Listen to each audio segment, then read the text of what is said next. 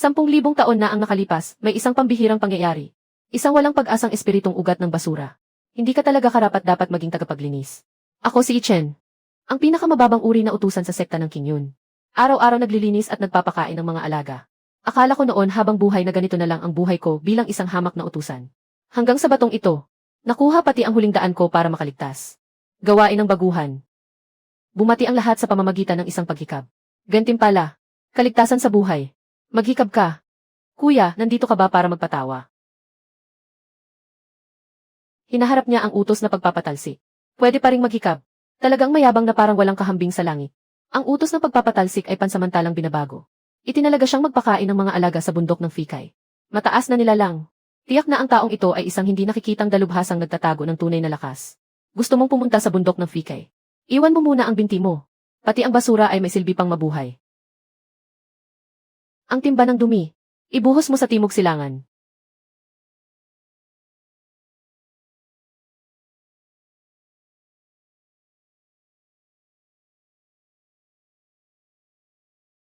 Gusto ko lang ng tahimik na matutulugan sa isang lugar. Talagang ayaw tayong patulugin ng payapa ng araw na ito. Ikaw, sandali. Hintayin mo akong sunduin si kapatid na Su Qingshuang. Patay ka na ngayon, hangal. Su Qingshuang. Saan na naman ang gulo? Laobay. Huwag mo na akong pagbantaan ng dagdag na trabaho. Kagustuhan ng utos, linisin ang silid. Tanggapin mo ang isang tabak mula sa akin. Hindi ako ang may gawa niyan. Sandali. Lumalabas na naman ang dati kong sakit. Malapit nang sumiklab ang apoy at babagsak ako sa demonyo. Pumalakpak ng 3 beses sa likod niya. Bawat palo, may pagitan na isang hininga.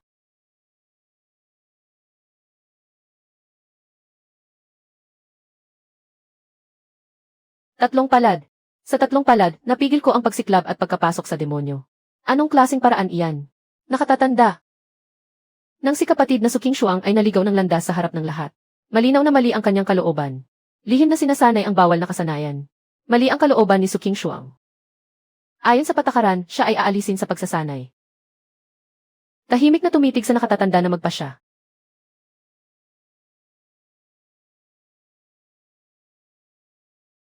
At saka na lang, ang usaping ito ay tatalakayin sa hinaharap. Alagad na si Su Qingshuang. Pakiusap, tanggapin ninyo ako bilang alagad. Sandali lang. Ako ay isa lang namang hamak na utusan na nagpapakain ng mga alaga. Bakit biglang lumiko ng ganito ang kwento? Guro, punong-puno na ang sisidlan ng bigas. Kung magpapatuloy pa tayo ng ganito, wala na tayong makakain ni hangin mula hilagang kanluran. Ni kanin ay hindi na natin malulunok. Laobay, hindi ka man lang ba makapagbigay ng misyon na may pambayad? Misyon! Gamitin mo ang pinakabasag na palakol sa likod ng bundok para tumabas ng lupa.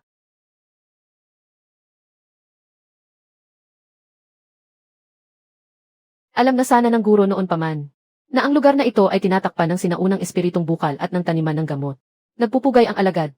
Ako, talaga yatang basta na lang ako magpapatabas ng lupa. Napunta na sa amin ang espiritong bukal na ito. Pati ang hangal ay may karapatang bantayan ang yaman. Baliktad, uminom ka ng isang mangkok ng espiritong bukal na tubig. Baliktad ang misyon, uminom ng isang mangkok ng espiritong tubig. Laobay, sinadya mo ba ito?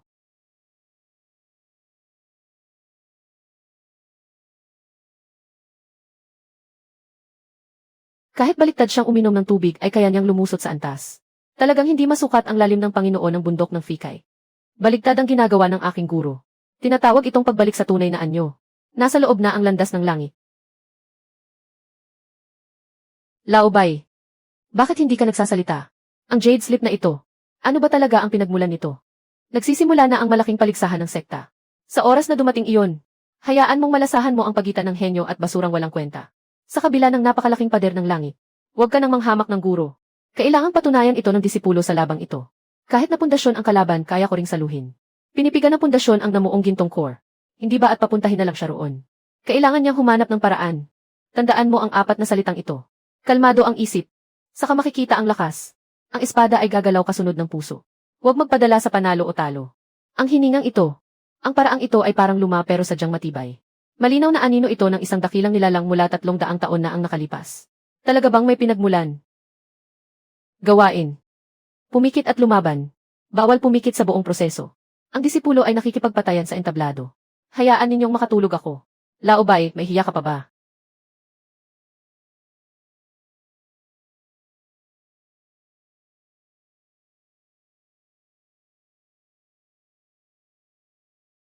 Nanalo na. Sabi ko na nga ba, kahit nakapikit ang guro ko, panalo pa rin. Nanalo na. Nakabigat lang ako ng isang idlip, nanalo na pala. Ang disipulong ito, marunong talaga lumaban. Ang taong ito, hindi kaya. Talagang may pinagmulan siya. Ang matandang ito ay tinititigan ang aking mga mata. Hindi tama ang pakiramdam. Siya. Parang nakikilala niya ang dating ako. Isang pangkaraniwang alagad na sinubok at napansing may kawalan ng ugat. Bigla siyang nagpakitang may lihim na sining at lumitaw sa tabi ng bukal ng espiritu. Hindi malinaw ang pinagmulan. Nakakasuklam ang kanyang hangarin. Palayasin siya. Ang pinagmulan ng taong ito. Ipinapangako ko. O kaya ay may kaugnayan siya sa dakilang nilalang na bumagsak 300 taon na ang nakalipas at may pinagmulan. Sino man ang tumutol, dumaan muna sa akin. Ang dakilang nilalang na bumagsak 300 taon na ang nakalipas. Ang matandang ito, sunod-sunod akong tinutulungan. Ano ba talaga ang gusto nitong gawin? Ako at ang taong iyon. Ano pa ba ang ugnayan namin? Laobay. Sabihin mo nga ng totoo. Sino ba talaga ako? Hindi pa dumarating ang takdang oras. Unahin natin ang isang gawain. Bukas ng umaga. Kumanta ng isang awit sa harap ng bukang liwayway. Nandito na naman. Bilang guro ko. Bakit araw-araw na lang paghikab at pagkanta ang ginagawa ninyo?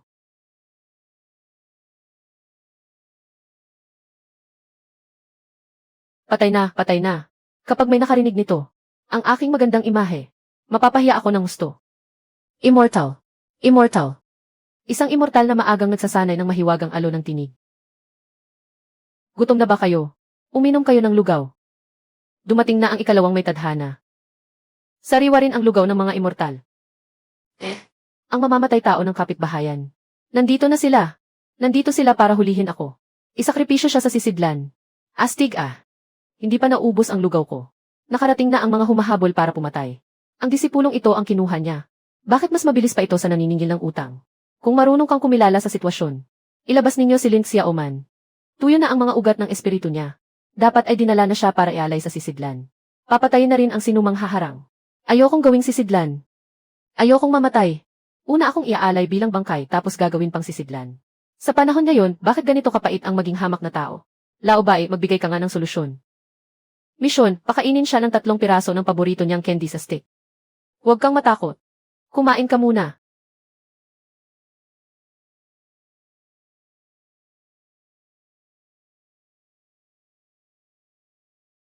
Ang lakas espiritu ko. Bakit nawala ang lakas espiritu ko? Anong uri ng salamangka ito? Sobrang busog ko. Immortal, astig ba ako kanina? Pisikal na anyong lumala mo ng espiritu. Isa itong naglalakad na bodega ng supply.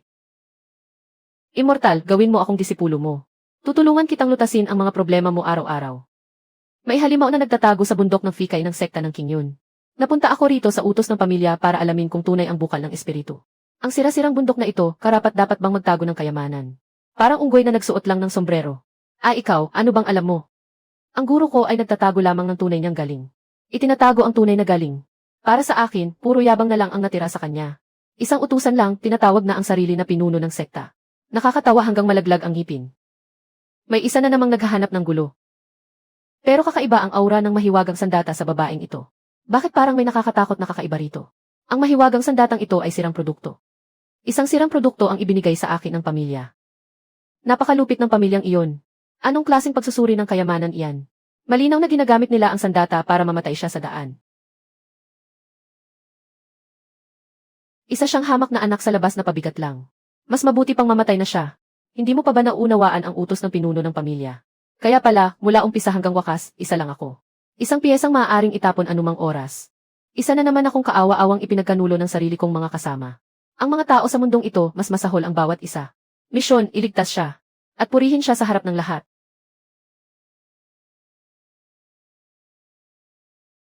Mas mahusay ka kaysa sa kahit sino sa pamilya Murong. Hindi sila karapat-dapat na magkaroon sa iyo. Bumalik ka at sabihin mo sa pamilya Murong.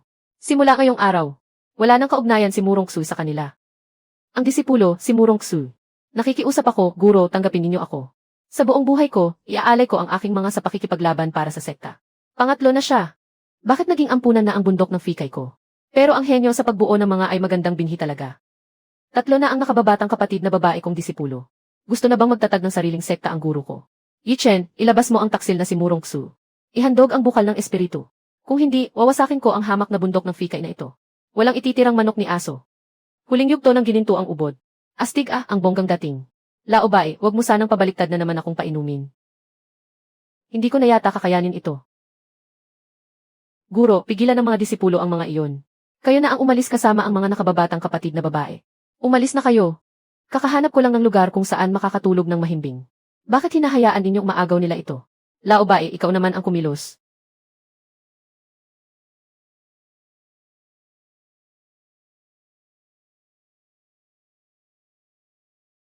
Imposibleng ganito kalakas ang layunin ng espada. Malinaw na ito ang layunin ng espada ng immortal na espada noon. Bilisan mo, umalis ka na. Ang isang hampaslupang Panginoon ng bundok ng Fikay, isang pamalo lang, napaurong niya ang hukbong Kimdan. Bumalik sa likas na anyo. Napakahusay pero hindi marahas. Di ba kitang kita naman? Kahit mga sandata, hindi talaga katumbas ng aking guro. Isang pamalo lang, isa na itong walang kapantay na banal na sandata. Ang liwanag ng espada na ito. Hindi iyan ang inilabas ko. Iyon ang pamalong. Hindi. Ito ay ang bagay sa loob ng jade na kahon sa ilalim ng bukal. Ang espada immortal noong araw. Siya na naman. Sa buhay na ito. Ano ba talaga ang relasyon ko sa kanya? Panginoon ng bundok ng Fikay, iligtas mo ang buhay ko. Ang aking kapatid na babae ay may sakit na walang lusot na ugat ng espiritu. Nilibot ko na ang lahat ng bantog na manggagamot at sabi nilang wala na raw pag-asa. Ang pinagmulan ng sakit na ito ay may kaugnayan sa labanan 300 taon na ang nakalipas. Mag-ingat ka, host. 300 taon na naman ang nakaraan.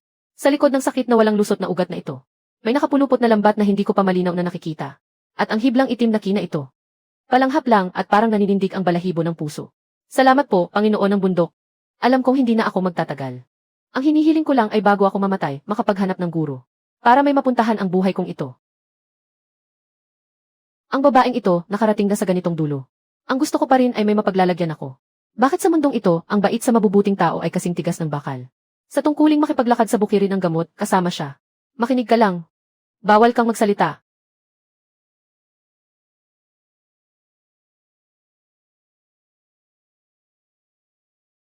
Hindi na masakit ang dibdib ko. Panginoon ng bundok. Ikaw. Ikaw, makinig ka lang sa sinabi ko at ang kabutihang muling likha ng aking guro. Buhay na ito at mundong ito ni Baisay. Gugulin ko lang sa pagtuon ng gamot para gamutin ang pinsala ng guro. Walang ibang hangarin. Ikatlo na ba ito? Sige. May ayusang sugat at laso na ang bahala. Pero, ang amoy ng demonyong daan. Mas mahaba pa ang mga kamay nila kaysa sa inaakala. Itago muna ang hiblang itim na kina ito. Sa hinaharap, tiyak na magagamit ito ng malaki. Kahit isang babaeng galing sa liblib na nayon, hindi palalagpasin ang demonyong daan. Lalong lumalaki ang mundong ito. Ang pagpasok sa tuktok ay isang malaking bagay. Kailangang lampasan ang 3 pagsubok. Unang pagsubok, paglikha ng eliksir. Kung hindi makalikha ng pinakamahusay, wag nang mangarap. Sa bundok na ito, wag na kayong magtayo. 9 na antas na espiritong eliksir. Kunin mo na lang ng basta. Ang bawat disipulo ng bundok ng lingkuan ay ganito kagaling. Parang mga halimaw. Ikalawang pagsubok, pakikipaglaban. Ang mga halimaw na inaalay ng sekta. Bakit may marka ng demonyo sa katawan nila? Ito ang pagsusulit na tumatakbo para patayin kami. Paanong nawala ng kontrol ang mga halimaw na ito? Hindi ko kasalanan. Nawala ng kontrol. Ang mga pakana sa mga mata mo. Akala mo hindi ko napapansin. Laobay, paano ba aayusin ang halimaw na ito? Sa takdang gawain, itaas mo lang ang hinlalaki mo sa halimaw at purihin mo. Purihin pa ang halimaw na gustong pumatay sa akin. Laobay, lalo ka nang nagiging palusot.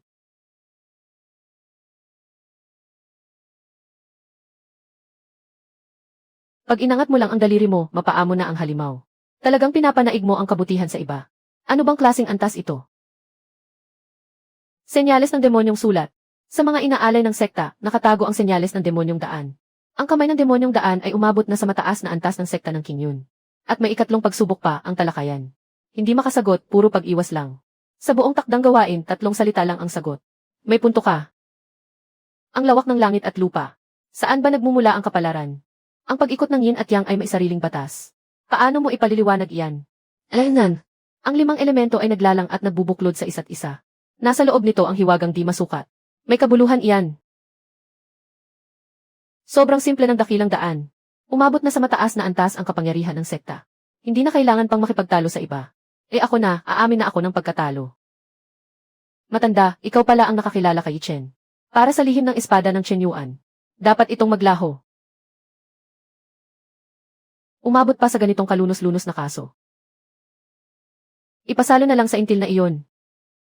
Huwag mong kalimutan kahit kailan.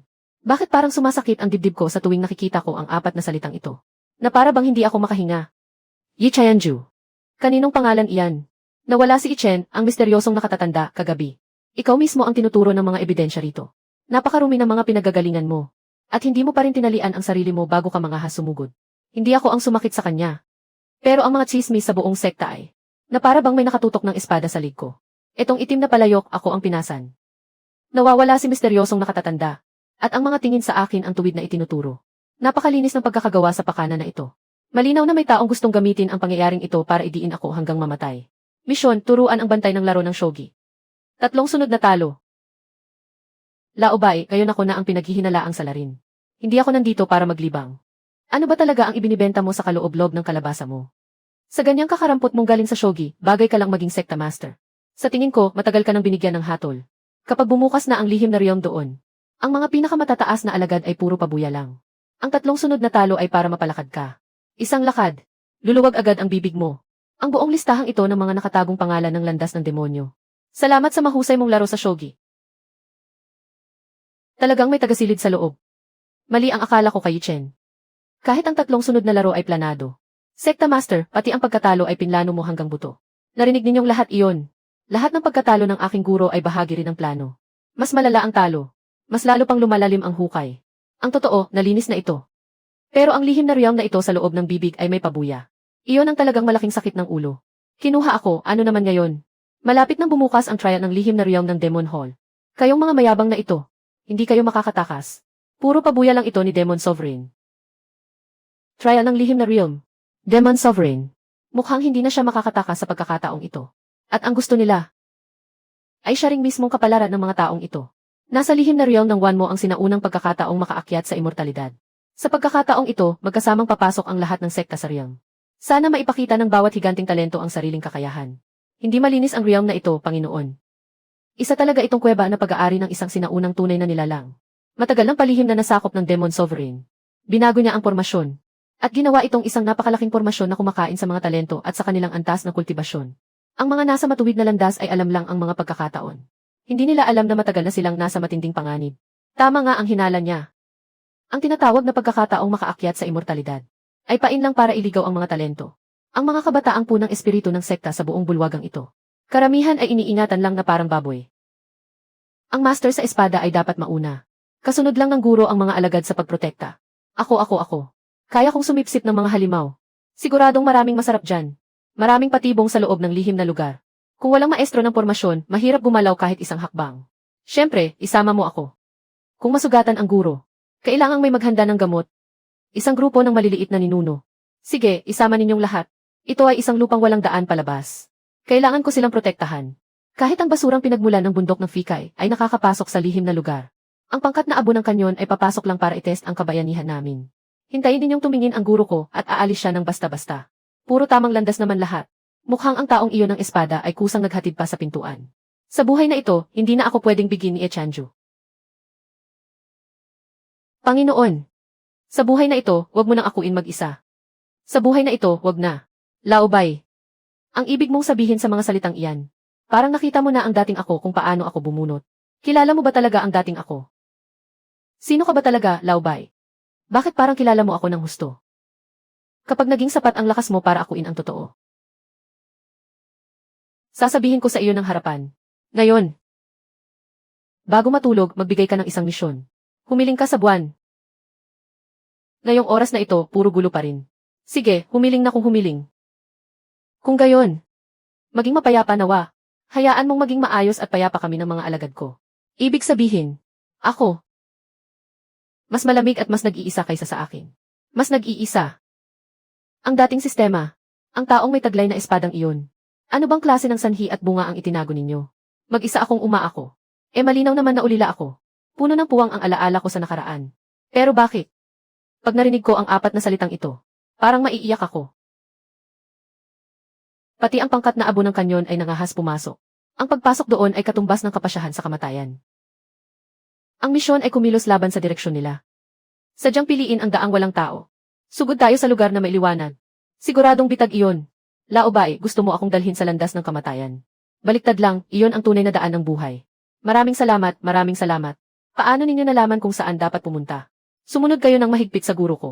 Sa lihim na lugar na ito, ang paglakad laban sa agos ng karamihan ang tunay na daan ng langit. Ang mga lugar na maraming tao ay puro hukay. Hindi mo mamamalayan. Dumarami na ang mga sumusunod sa likod. Sige na, magdagdag ka pa ng ilang tagaprotekta kahit ilan. Sa lihim na lugar na ito, kaunti lang ang makakalabas ng buhay. Sa takot ko, kaunti lang. Naiintindihan ko. Hindi ko kailanman natutuhan ang mga salitang ito. Pero parang nakaukit ang mga ito sa buto ko, napakalinaw. Napakapamilyar ng teknik na ito. Ito ang mantra ng teknik na ginawa mo noon sa nakaraan. Basahin mo. Iyan ay sa iyo mismo. Nakita lang ng guro ang ilang bato sa pader at nakapasok na siya sa gintong elixir. Ang kakayahan ng guro ay tunay na hindi matatawaran. Kasing laki ng puno ang nagdudulot ng hangin. Napakarami na nang nailigtas natin.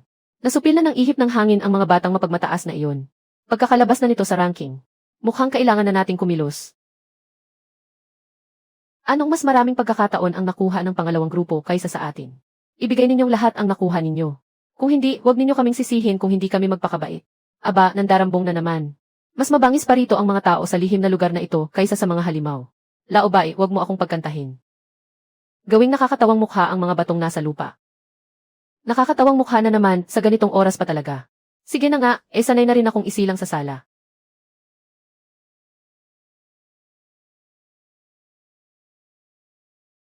Ibinaling niya lang ang kamay. At agad na naisaaktibo ang sinaunang hanay ng pormasyon sa lihim na lugar. Nasa kamay ba niya ang kontrol ng lihim na lugar na ito? Huwag ninyo siyang istorbohin. Hindi kami mang istorbo. Nakakatawang mukha lang ang ginawa ko. Ang galing, nagbibigay pa talaga ng mukha ang sinaunang pormasyon na ito. Laobay, matagal mo na bang napaghandaan na may pormasyon sa lugar na ito? Babae ng demonyo, huwag kang tumakbo. Hindi ka kabilang sa aming lahi. Patayin siya at kunin ang kanyang demonyong butil. Ako, wala pa akong napatay na tao. Bakit ninyo ako papatayin? Hoy, pangalawang grupo. Ibigay ninyo ang babaeng demonyong ito. Ituturing ko na lang na maihiya ka pa. Kung hindi, pati kayo isasama ko sa paglilinis. Ako, hindi ako humuhusga sa pinagmulan kung mabuti o masama. Protektado ko siya ngayon. Siya ay isa sa aking lahi. Talagang makikipagbangayan kayo sa akin at sa kapwa ko, lahi para lang sa babaeng demonyong ito. Aba, ang tapang mo namang ipagtanggol ang babaeng demonyo. Pupunta ako ngayon para tawagin ang mga sundalo sa tulong. Mataas na antas na demonyong mamamatay tao. Pagdating ng oras, sisirain namin kayo ng isa-isa. Bubulagain namin kayo at ubusin kayong lahat.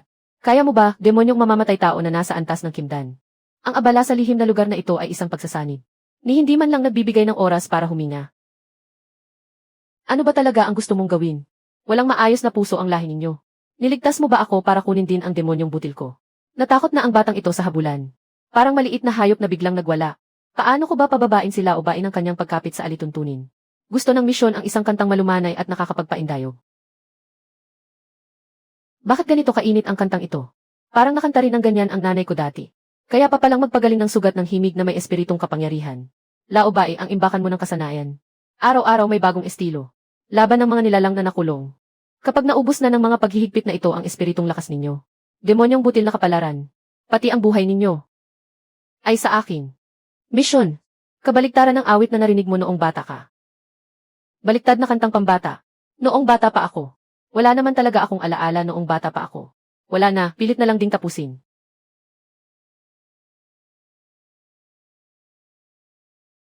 Nasira ng isang awit ang pormasyong pansiguridad na antas ng pagsasanib na tinahi ko. Impossible iyon. Pati ang kanta ng guro ay isang patibong sa pagpatay. Lubos akong humahanga mag-aaral. Guro, turuan mo rin ako ng awit na iyon ng mga bata. Gusto ko ring makakanta ng isang patibong sa pagpatay. Turuan mo ako, hindi ko rin alam kung saan ko iyon nakuha.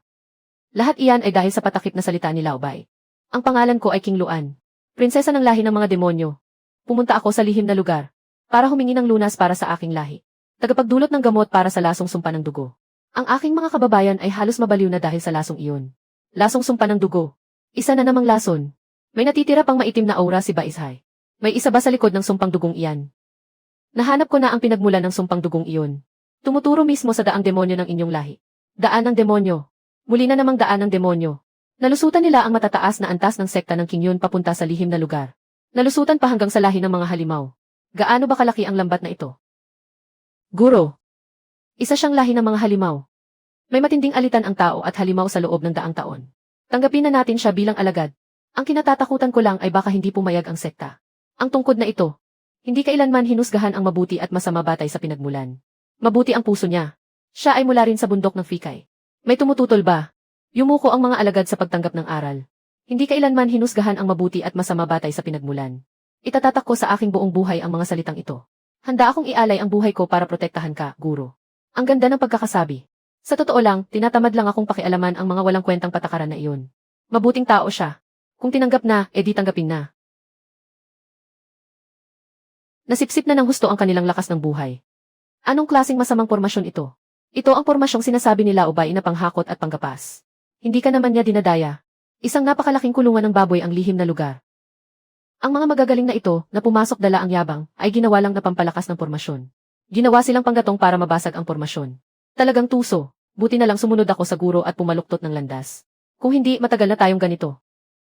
Tinatawag ako ng espadang ito. Parang may isa pang kalahati sa katawan ko na pilit sumasagot dito. Ano nga ba ang relasyon nito sa akin? Huwag munang lumapit, Panginoon.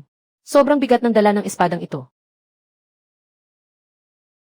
Bakit kapag lumalapit ako rito? Hindi mapigilan ang mga luha ko. Ang hawakang sirang espadang ito. Ano ba talaga ang nakakubling nasa loob? Ano ang nakalimutan ko sa loob ng 300 taon? Mga alaala ko ang mga tagpong iyon. Pero bakit bawat tagpo ay masakit na gustong hatakin ako pabalik?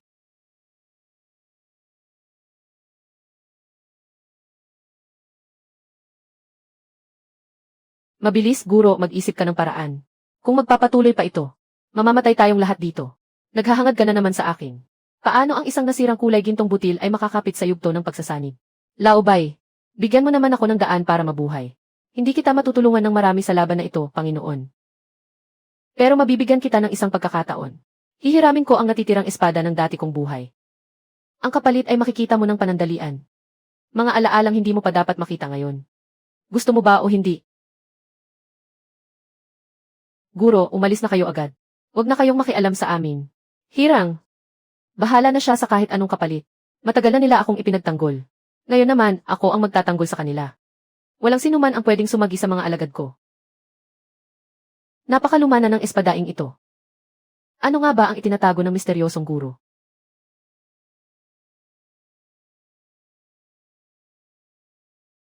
Naging espada na. Sapat na iyon para ihatid ka sa kabilang buhay.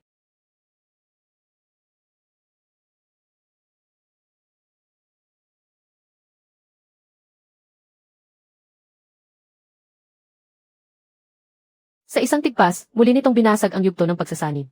Patahimikin ang mabagsik na halimaw. Ano ba talaga siya? Panginoon ng espada, ang aking guro ay Panginoon ng espada. Matagal ko nang sinabi na tama lang na sumunod ako sa kanya.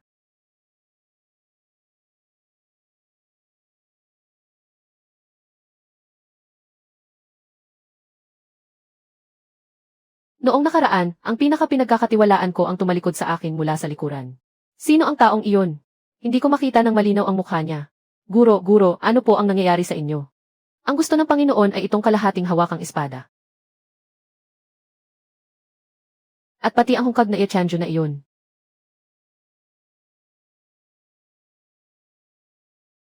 Lahat kami ay nakikinig sa guro na nagprotekta sa amin ng paulit-ulit. Ngayong araw, kami naman ang magprotekta sa kanya. Narito ang mga tao, narito ang guro. Nasa panganib ang mga alagad. Tumakbo na kayo. Ako na noon sa nakaraang buhay ko. Isa na lang ang kulang. Ang kahangalan ko. Dapat ko rin siyang protektahan. Hahayaan ko kayong makaligtas ng walang latay. Dapat akong makapunta roon. Unahin ninyong tapakan ang aming mga bangkay.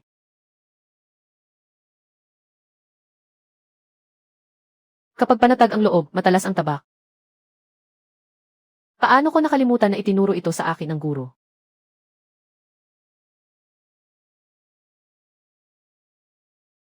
Protektahan ang guro. Ilang batang nasa pundasyon ng elixir. Nagawa pa nila akong itulak dito. Medyo interesting. Para sa akin, pati buhay nila isinugal ninyo. Ayos lang ba kayo? Ayos lang kami. Basta magising ka. Sa buhay na ito, hindi na ako nag-iisa. Balang araw, darating din siya para hanapin ako. Ang kalahati pa. Ang kalahati pa na sinasabi niya, ay ang bakas ng espada sa aking katawan. Alam niya ang sikreto ko. Hintay niya akong kusang magpunta roon. Kung gaano kalalim ang sugat ng yelong espada. Masyadong mabagsik ang lunok ng maliit na mansyo. Nakapirmi na ba ang mga meridian? Ang kamay ni Murong Ksui. Bai Ziking Luan. Lahat kayo, lumapit kayo. Hayaan ninyo akong tingnan. Guro. Ito ba? Ito ang unang pagkakataon na tinanong ninyo kami ng ganito. Mga hangal na batang ito. Isinusugal ninyo ang buhay para protektahan ako. Kapag bumalik ako sa pag-ayos ng mukhang patay na iyon, talagang hindi na iyan bagay. Gawain. Ipinuwesto sa pinakahuli ng pila. Hayaan munang makapasok ang iba. Tapos ako ang ulit na naipit. Pero sila Ubay, hindi niya ako pinabayaan kahit kailan. Lalong mabangis ang agaw ng iba. Mas malinaw na may patibong sa unahan. Maaari pang turuan ang aking alagad. Ang apat na salitang ito, parang espesyal na. Naiwan para sa akin. Pero ang lihim na lugar na ito ay bitag ng Demon Lord. Bakit sa loob ng pormasyon? May tanda na kumikilala sa akin bilang Panginoon. At pinoprotektahan pa ang aking token sa lahat ng dako. Ito ang iniwan ng taong iyon 300 taon na ang nakalipas. Matagal nang nahulaan ng Demon Lord na gagamitin niya ang lihim na lugar na ito bilang bitag. Isang tagasunod na sinadyang iwan. Itinago niya ang token ng pamana na ito. Sa lugar na hinding-hindi iisipin ng Demon Lord. Matagal na niyang inasikaso ang lahat ng ito. 300 taon na ang nakalipas para sa akin ngayon. Inihanda na ang daan para umurong. Ang dating ako.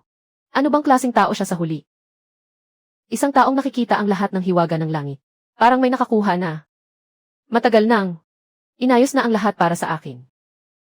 Ang taong iyon 300 taon na ang nakalipas. Mas lalo kong gustong malaman. Sino ka ba talaga?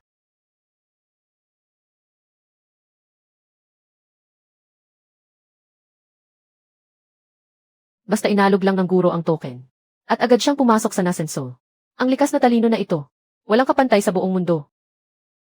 Mula sa paglinang ng key sa 2 antas hanggang sa Nasenso. Gaano na ba katagal? Sino ba ang maniniwala kung sasabihin? Ang katawang ito. Parang may kinikimkim na lakas. Hintayin mo lang, isa-isa ko siyang gigisingin. Mga kasama. Si Ichen ay buong lakas na naghanap ng mga mata ng pormasyon sa lihim na lugar ng halimaw na babae. Malinaw na pakikipagsabuatan iyon sa lahi ng halimaw at sa landas ng demonyo. Hindi malinaw ang pinagmulan ng pamana niya. Tama lang. Nakipagsabuatan sa demonyong daan. Ang lakas mo ngayon. Sandali lang at lalo pang lalala. Sinasabi ko sa iyo. Huwag kang magmamadaling umarte. Nakipagsabuatan sa demonyong daan. Hindi ako iyon. Mas mabuting tingnan ninyong lahat. Ang marka ng demonyo sa medalya na ito. At ang marka ng pamilya ng sino ang kapareho. Ang anyo. Hindi. Hindi ako iyon. Ito ay patibong. Gusto mo pa akong dungisan ang pangalan ng guro ko. Sinasabi ko sa inyo, noong nakaraang buwan, ninakaw at ibinenta ng pamilyang ito ang intel sa lihim na lugar. Noong nakaraang taon, nakipagsabuatan sila sa itim na pamilihan. At kalat-kalat na bulok na record. Kabisado ko na.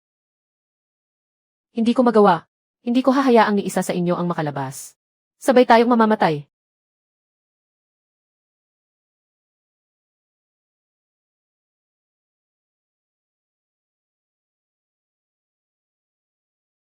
Mga kabayan, huwag kayong magpakatay.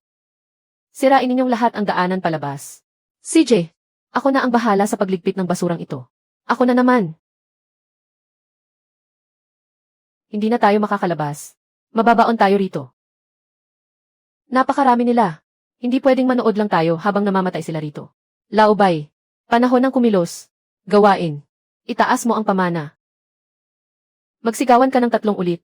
Buksan mo ang pinto. Sigawan mo ng 3 beses ang pagbukas ng pinto. Para na lang akong bantay ng pinto. Buksan mo. Huwag kayong magsiksikan. Sumunod kayo sa mga alagad ko. Pumasok kayo ng isa-isa. Walang dapat maiwan. Kabutihang loob ng espada Panginoon ang pagliligtas sa buhay. Kami. Hindi ito malilimutan. Lahat kami ay tatandaan. Ang pangalan ng aking guro. Yichen, mula sa Spirit Spring Peak. Yichen. Ikaw ang nagligtas sa buong hanay at nagpalaya rito. Nagpapasalamat ang lahat ng sekta sa ngalan ko. Ngunit, may isang nakakahiyang pagkukulang. Kailangan kong sabihin sa iyo. Ang lahi ng mga Diablo, dahil sa laso ng sumpa ng dugo. Nagkagulo na sila. Nililimas na nila ang mga bayan sa hangganan. Nagpasya na ang mga sekta ng matuwid na daan, na magpadala ng hukbo, upang linisin ang lahi ng mga Diablo. Ang lahi namin ay nawalan ng kontrol dahil sa sumpa ng dugo. Paglipol iyon. Ang paglipol ay pagpatay sa buong angkan. Guro, dumating na. Ang pinagmulan ng sumpa ng dugo ay malinaw na nasa demonyong daan. Pero ang matuwid na daan ang kukuha ng espada laban sa lahi ng mga dyablo. Kapag bumagsak ang ganitong puti. Tamang-tama sa bisig ng Demon Lord. Ang gulo na ito. Hindi na ako pwedeng manatiling nakatingin. Hanggat hindi natitigil ang sumpa ng dugo isang araw. Isang araw ding mababaliw ang lahi. Kung ipagpapatuloy ninyo ang laban, ang mga buhay na kasapi ng lahi ay mapupuwersang mabaliw at mapapatay ng lubos. Nakikiusap ako na unahin ninyo siya sa atin kung sino ang tunay na salarin. Mga Ginoo, nagkakagulo ang mga lahing halimaw. Ang laso ng sumpa ng dugo ay galing sa hindi malinaw na pinagmulan. Kung hindi natin alamin ang tunay na salarin, basta na lang tayong papatay ng halimaw. Masasangkot lang tayo sa balak ng nakatagong kamay na pumatay ng gamit ang kutsilyo. Pumatay ng gamit ang kutsilyo. Mukhang may nagtatago. At sila mismo ang nakikipag-ugnayan sa mga halimaw. Yichen, tinatanggap mo ang babaeng halimaw bilang alagad. Ngayon ay nagsasalita ka pa para sa mga halimaw. Napakasama ng iyong layunin. Nakipagsabuatan si Yichen sa mga halimaw. Malinaw ang ebidensya. Iminumungkahi ko. Naunahin siyang parusahan sa kasong pakikipagsabuatan sa mga halimaw. At sa kalusubin ang mga halimaw. Dumudura ka ng dugo sa iba.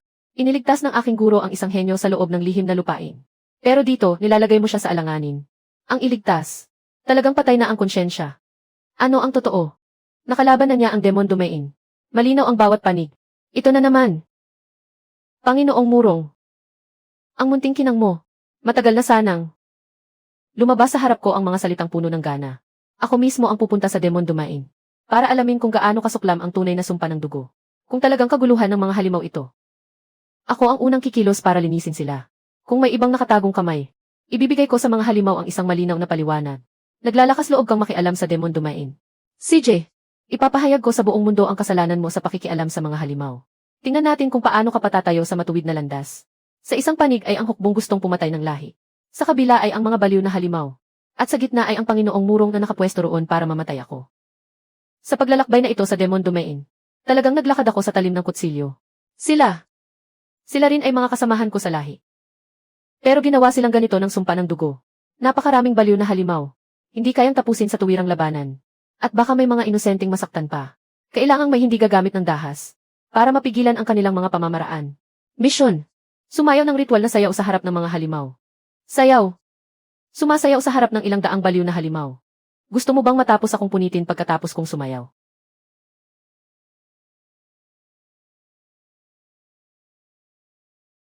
Ito ang ritual ng pagbabalik ng kaluluwa ng aming lahi na nawala sa loob ng 1,000 taon. Ritual na sayaw ng pagbabalik ng kaluluwa. Guro. Kahit sa aming lahi, wala ni isa ang marunong ng sinaunang seremonyang ito. Paano po ninyo nalaman? Paano ko malalaman? Kusang gumalaw ang katawan ko. Laobay, pakidala mo sa akin ang mga lihim mong kakaiba. Bawat isa ay mas misteryoso kaysa sa isa. Ang sayaw na ito. Kaya ba itong may kaugnayan sa nakaraang buhay ko? Ina. Bakit ka nasugatan ng ganito? Anak kong ibon. Ang sumpa ng dugo. Hindi ito sakuna ng langit. Ito ay isang sakunang pumasok sa loob. Ito ay sakunang gawa ng tao. Ang sumpa ng dugo na ito. Nagmula sa demonyong daan ng inyong lahi ng tao. At tinimpla ng isang taksil sa lahi ng mga halimaw kasama ko. Upang makapukaw ng kaguluhan. Kaguluhan ng mga halimaw. Sila ang nagsimula nito. Kung gayon nga ang landas ng demonyo. Sila ang nagsimula ng kaguluhan ng mga halimaw. Tapos ginamit pa nila ang kamay ng matuwid na landas para lipulin ang mga halimaw. Pinabagsak ang magkabilang panig ng mga halimaw at nasugatan pareho. Ayos, isang hagod lang, durugin ang tigre at lamunin ang lobo. Ang nagmamanyobra sa larong ito. Nasaan ba talaga nakatago? Iyong taksil. Tinatawag nila siyang haring dugo na selyo. Lumipat siya sa hanay ng mga tao sa demonyong landas. At ginamit pa ang lahi namin bilang handog. Upang gawin ang sumpa ng dugo. Ang kaguluhang ito ng mga halimaw. Mula ulo hanggang buntot. Lahat ay plano niya at ng demonyong landas. Isang sabuatan para pumatay. Haring dugo na selyo. Gusto pa niyang kunin ang buhay ng sarili niyang lahi. Para palitan ang mabuting dulot ng demonyong landas. Gumawa ng sumpa na ang lahi ang handog. Itong haring dugo na selyo. Mas masahol pa kaysa sa demonyong landas. Ang halimaw na hari, ubos na ang ilaw at tuyot na ang langis. Kung hihilahin pa ito, wala nang natitirang patunay. Matandang halimaw na hari, hindi pa rin tuluyang patay.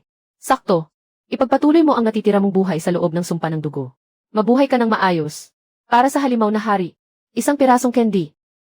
Candy, sa ganitong oras, sobra na. Candy ni Laobay, hindi kailanman basta ordinaryong candy. Isang kapirasong candy, talagang nailigtas mo pa ang buhay ko. Ang utang na loob ng lahi ng mga tao, ay utang na loob ng pagliligtas sa hari. Hindi malilimutan ng lahi namin ng mga halimaw ang utang na ito. Iniligtas mo kami, ano naman ngayon? Sabihin ko sa inyo, sa 3 araw, sasalakay ang hukbo ng lahi ng tao sa lupain ng mga halimaw. Pagdating ng oras, magpapaslangan ang tao at halimaw. At aagos ang dugo na parang ilog.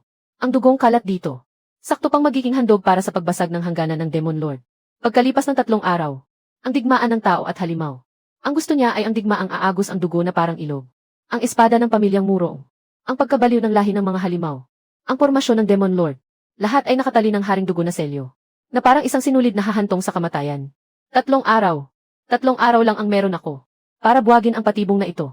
Ang plano ng haring dugo na selyo ay manghiram ng matuwid na landas para patayin ang demonyo. Pinapahina ang parehong panig ng mga halimaw. Gamitin ang sariwang dugo ng magkabilang panig para pakainin ang blood array ng Demon Lord. At ang array na sumisipsip sa lihim na lugar. Iisa lang ang lohikan niyan. Ang ibig sabihin ng Master. Ang laban na ito ay isa talagang altar na itinayo ng Demon Lord.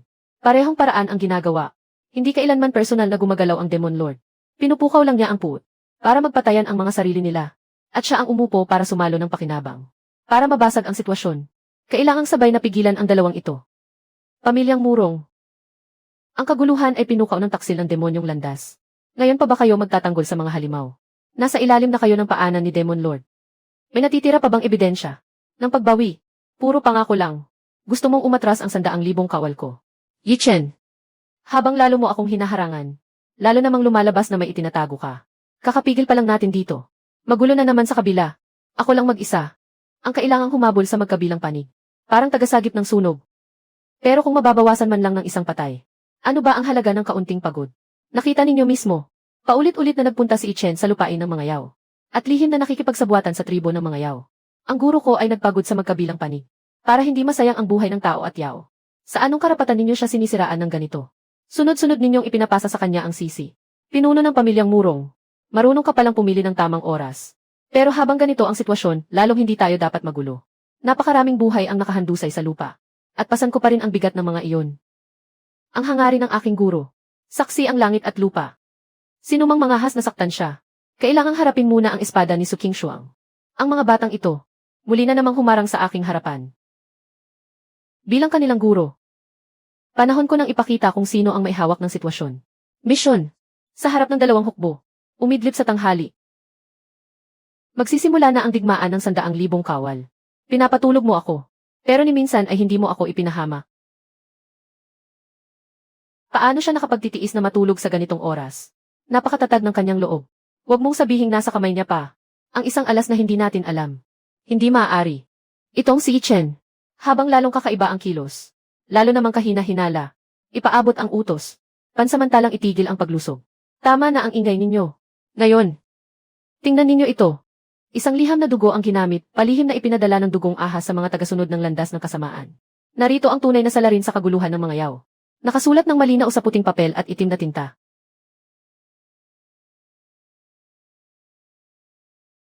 Ito. Peke ang liham na ito. Huwag kayong maniwala sa kanya. Maglunsad kayo ng paglusob. Wala akong pakialam kung sino ang tunay na salarin. Sumunod ang buong hukbo sa utos. Lusob, durugin ang lupain ng mga yaw. Baliw na ito. Nasa harap na niya ang buong katotohanan. Pero lalaban pa rin siya. Pinuno ng pamilyang Murong. Sa isang utos mo lang, itinulak mo ang 100,000 yaw at tao. Patungo sa altar ng mga demonyo. Magulo na ang lahat. Baliw ka ba? Bawat patak ng dugo ninyo ay handog sa Panginoon ng kasamaan. Umatake na ang sumpang dugo. 100,000 tao ang sabay-sabay na nabaliw. Hindi na sila mapigilan kahit pilitin pa. Laobay. Bigyan mo ako ng paraan para mapasunod ang buong larangan. Misyon. Sa loob ng isang insenso, patahimikin ang lahat. Ang paraan ay, kantahin ang awit na, pinakawalang tono mong kanta. Kumakanta na naman, mula sa tugatog hanggang sa oyay. At ngayon sa larangan ng digmaan ng 100,000 katao. CJ. Sa pagkakataong ito, kakantahan ko ang buong mundo.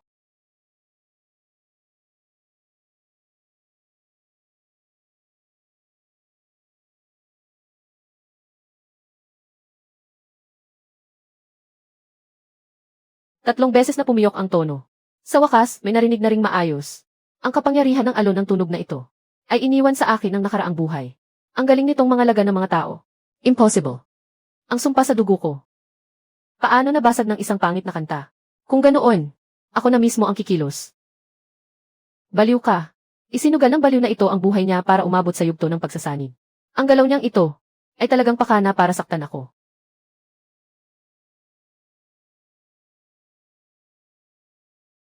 Guro, huwag ninyo kaming alalahanin. Guro, sasama kami sa inyo. Umatras kayong lahat. Dito. Ako ang bahala. Mabuti na lang. May natitira pa akong 2 bahagi ng espada mula sa nakaraang buhay. Sapat na para sa iyo. Para mapigil ka. Mula 10% hanggang 20%. Laobay, ilabas mo na ang lahat ng tinatago mong alas. Walang sinumang makapipinsala sa mga tao ko sa harap ko ngayong araw. Walang sinumang mananakit sa akin. Panoorin ninyong mabuti. Ito ang tinatawag na paghuli ng pagong sa loob ng banga. 3 buwan pa lang ang nakalilipas. Nahulaan na ng guro ko na darating ang pagsubok na ito ngayon. Kaya maaga niyang binuwag ang pormasyon at ipinasa ito sa mga nakatatandang kapatid na babae. Bawat hakbang ay pinag-isipan. May plano na pala ang guro noon pa. 3 buwan ang nakalipas. Iniisip ko pa kung paano ko kayo mapapakain ng sapat. Pero ang pormasyong ito, sakto pala ang pagkakabuo nito sa oras na ito. Ginamit niya ang sarili niyang angkan para subukan ang sumpa. Hinamon niya ang mga halimaw na magpatayan. Buhay mo. Oras na para bayaran mo ang utang. Gusto mo akong patayin, sige. Magpapasabog ako. At isasama ko sa kabilang buhay ang 100,000 halimaw sa paligid. Magsilbi kayong alay sa libing ko. Magpapasabog siya. Kapag sumabog iyon, mamamatay ang 100,000 halimaw na ngayon pa lang ay napakalaking hirap naming mapakalma. Mamamatay silang lahat. Hindi maaari. Kailangan kong saluhin ang buong pag-ataking ito. Wala nang oras para iligtas sila isa-isa. Kailangan kong gumamit ng panangga na kayang takpan ang buong lugar. Utos ng mana. Ang misyon ay gagamit sa utos ng mana bilang gabay. Ikokonekta ang espiritual na enerhiya ng lahat ng alagad. At itatayo ang panangga.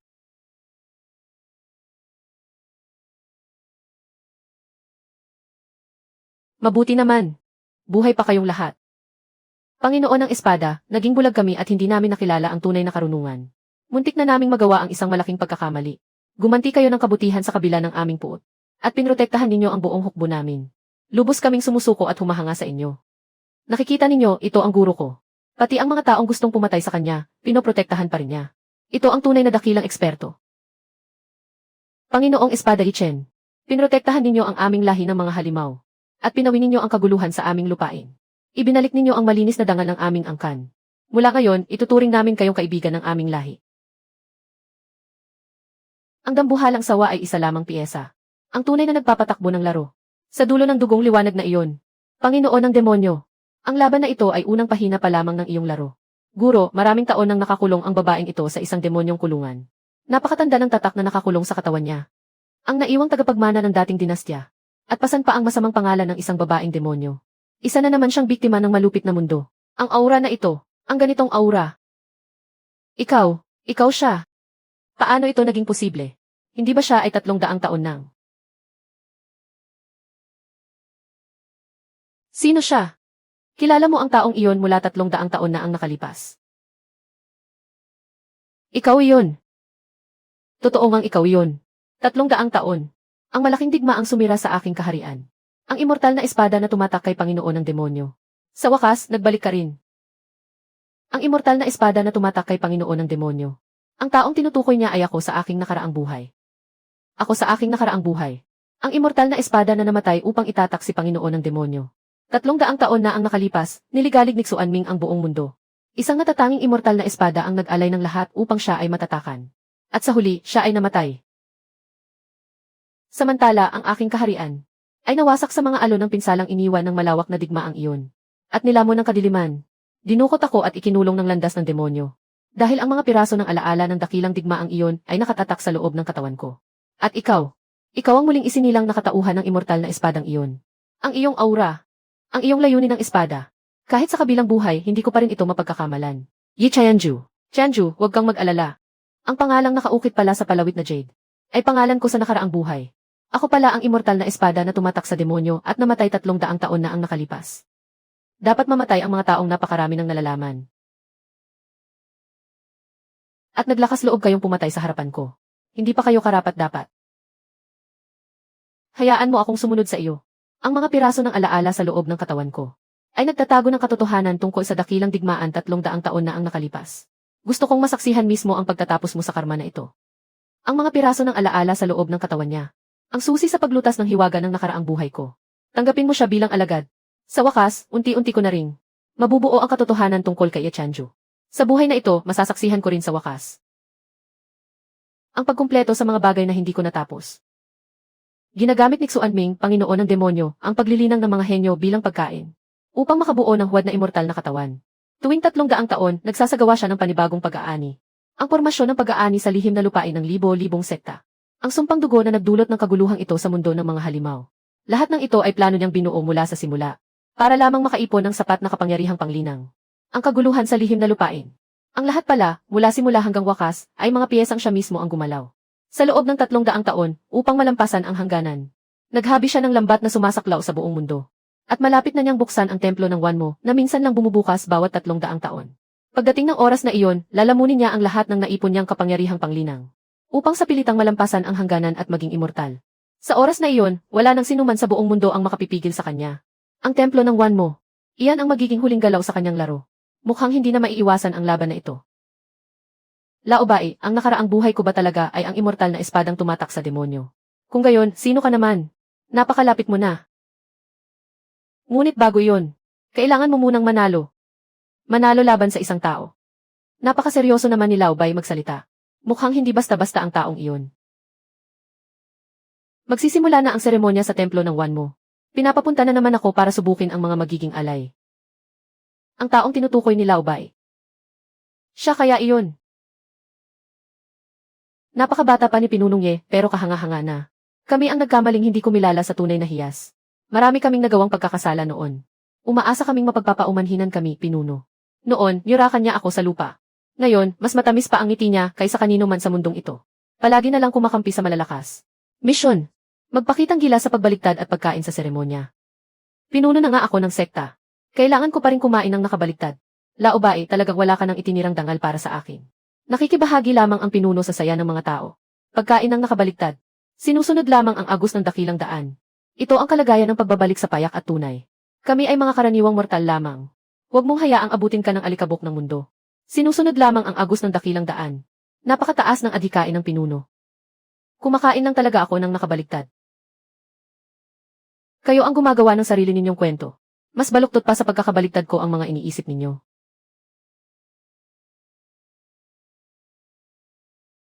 Alinsunod sa utos ng Panginoon ng mga demonyo.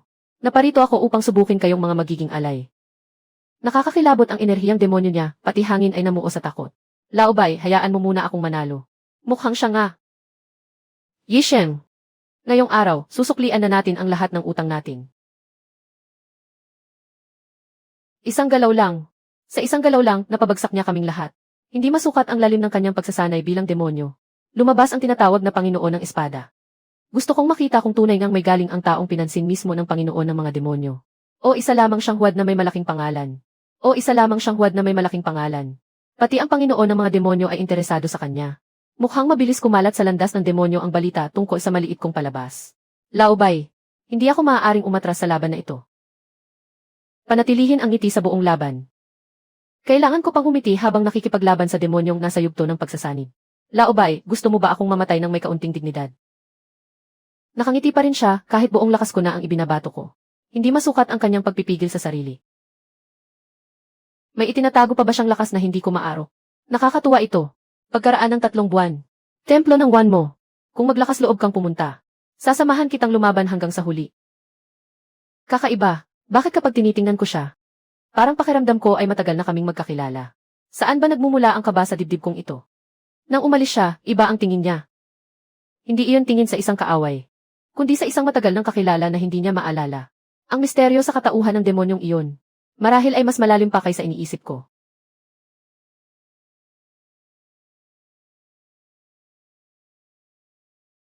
Lalong lumalakas ang mga alagad na babae ni Guro. Kapag nakalabas silang lahat sa pagninilay. Sino pa sa buong mundo ang mga ahas manggulo sa sekta ng lingkuan? Ibang klase na talaga ang mga batang ito araw-araw. Habang kasama ko sila, kahit ang templo ng Wanmo, mas may tapang na rin akong harapin. Noong araw na iyon, sa loob ng kanyang enerhiyang demonyo, bukod sa malamig na uhaw sa dugo, parang may nakatagong munting pagdurusa. Para bang may kung anong bagay sa loob ng kanyang katawan, na buong lakas na nagpupumiglas upang makalaya. Hindi nagkamali ang nakita mo. Hindi niya kusang pinili ang landas ng demonyo. Isa rin siyang kaawa-awang nilalang na inalipin ng kapangyarihang demonyo. Inalipin ng kapangyarihang demonyo. Kaya pala ganoon kakomplikado ang tingin niya sa akin. Ang mayabang na sigaw niyang, sasamahan kitang lumaban hanggang sa huli, ay tila nagtatago ng tahimik na paghingi ng saklolo. Pinuno ng sekta. Masama ang balita. Naghahanda ang demonic path para sa templo ng Wanmo. Nilulusob at kinikidnap nito ang mga henyo sa buong mundo. Ilang maliliit at katamtamang sekta. Nalipol ang buong sekta sa loob lamang ng isang gabi. Nilipol sa isang gabi. Panginoong demoniko, hindi na ba siya makapaghihintay? Sinimulan na niya ang malawakang pag-aani. Sa bawat araw na lumilipas, may isang sekta at isang pangkat ng tao na nagiging panggatong sa kanyang paglagpas sa antas. Ang templo ng Wanmo na ito ay hindi maaaring maghintay hanggang 3 buwan pa. Pinunoy nababaliw na ang demonic path. Sinasalakay nila ang bawat sektang madaanan nila at kinikidnap ang bawat henyo. Nakikiusap kami, pinuno ng sekta, iligtas ninyo kami. Hindi ugali ng sekta ng lingkuan ang manood lang habang naghihirap ang iba. Ipasa ang utos. Kusang sumugod sa labanan. Iligtas ang mga kinidnap na henyo. Sa halip na hintayin saktan tayo, mas mabuting tayo ang unang bumasag sa kanilang plano. Bukod sa pagliligtas sa isang tao, makakapitas pa tayo ng libreng pakinabang. At masisiyasat natin ang tunay na lakas ng demonic path. Ang misyon ay palitan ng palihim ang bandila ng kalaban ng bandila natin. Sa ganitong kagulong larangan ng digmaan, ano ang silbi ng pagpapalit ng bandila? Pero ang mga pakulo ni Lao Bai ay laging nakakapagpabago ng takbo ng laban.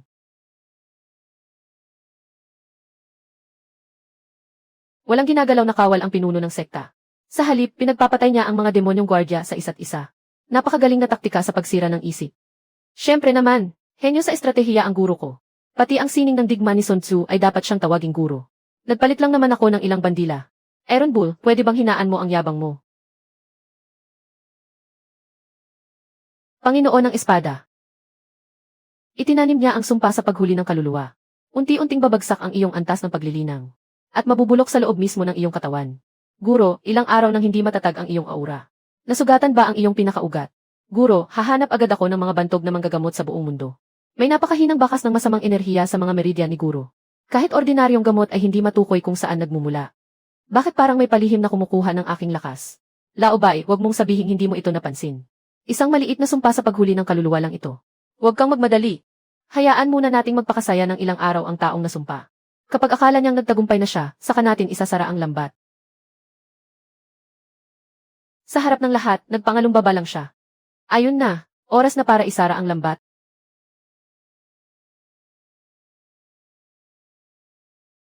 Imposibleng walang tunog o bakas ang sumpa sa paghuli ng kaluluwa. Paano mo pa nagawang baliktarin ang pag-lock sa akin? Akala mo hindi ko alam. Tinatamad lang akong ayusin kaagad. Pati sa ilalim ng sumpa, gumagamit ang guro ng taktika laban sa taktika, hinikayat ang ahas na lumabas sa lungga at nilipol silang lahat. Sabi ko na nga ba? Lahat ng pagkakamali ng guro ay pagpapanggap lang. Iyan ang tinatawag na pagpapalapit para mahuli. Maawa ka, sa totoo lang, ilang araw na ang nakalipas. May mas malupit na asasinasyon ang inihanda upang kitilin ang iyong buhay. Opo, si Nightshade. Palihim niyang hinarang ang asasinasyong iyon. Hinarang ni Yeshang ang asasinasyon laban sa akin. Isa siyang tauhan ng Panginoong Demoniko. Bakit niya ako iniligtas? Ano ba talaga ang pinoprotektahan niya sa akin? Mapanganib ang hangganan ng demonic path. Mag-isa akong pupunta. Mas madali akong makakakilos. Manatili kayo sa sekta. May kanya-kanya kayong tungkulin. King Shuang, pamunuan mo sila sa pagbabantay sa sekta ng lingkuan. Pigilan ang demonic path na samantalahin ang pagkakataon para manggulo. Baizai. Isama mo si Xiaoman upang linisin ang natitirang laso ng sumpa sa paghuli ng kaluluwa. At gamutin ang mga alagad na tinamaan ng sumpa. Muroksu, Shen Shuyao. Siya sa atin ninyo ang depensa ng palasyo ng demonyo. Mag-isa harap sa panganib ang guro. Hindi kami mapapanatag. Pero kailangang tiyakin ng mga alagad ng sekta na ligtas ang tahanan. Ayusin muna ang lahat sa bahay. Saka lamang ako makakaalis ng panatag ang loob. Sa paglalakbay na ito, kailangan kong makita mismo. Si Yeshang ba ay kalaban o kakampi? Yeshang, lumambot na naman ang puso mo. Nilaman ka nito at sinira ka mula sa loob. Kung hindi, pupunitin ka ng palasyong demonyo na ito ng buhay. Hindi, ayoko nang lumamon pa. Mas gugustuhin niyang punitin siya ng kapangyarihang demonyo, kaysa muling lamunin ang sarili niyang kasamahan. Tama ang sinabi ni Lao Bai. Isa siyang kaawa-awang nilalang na kinukulong ng buhay ng kapangyarihang demonyong ito. Anong uri ng demonyong babae ba siya? Isa lamang siyang bilanggo na nagpupumiglas sa kailaliman. Sino? Hindi, huwag. Hindi ko na mapigilan ang pag-atake nito. Sumabog na ng tuluyan ang kapangyarihang kumakain sa kanya. Kapag hindi natin siya nailigtas, mamamatay siya sa pagkasunog ng sarili niyang kapangyarihang demonyo. Kalaban man siya o kaibigan, iligtas muna natin siya. Bitawan mo ako, malalamon ka ng enerhiya kong demonyo. Nakakatakot ang bagsik ng pag-ataking ito. Hindi ko ito mapipigil sa dahas. Laobay, may paraan ka ba? Ayon sa misyon, yakapin mo siya. At magkwento ka sa kanya ng isang nakakatawang biro. Nasusunog na ang kilay natin. Nagbibiro ka pa rin. Laobay, talagang wala na akong masabi sa panlasa mo.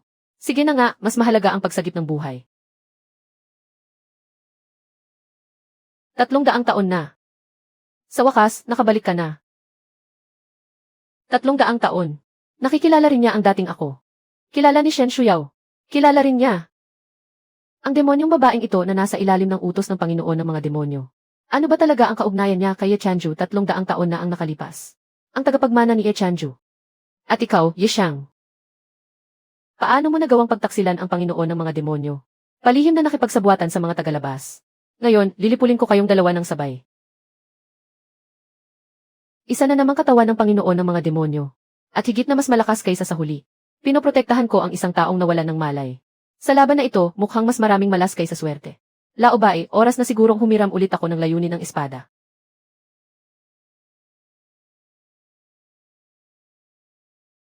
Hindi man lang siya napipigilan ng 20% ng layunin ng espada. Laobay, wala na bang mas malakas? Maaari mong hiramin ang 30% ng layunin ng espada mula sa iyong nakaraang buhay. Panginoon, mas mabigat ang kapalit sa pagkakataong ito. Hihiramin mo ba?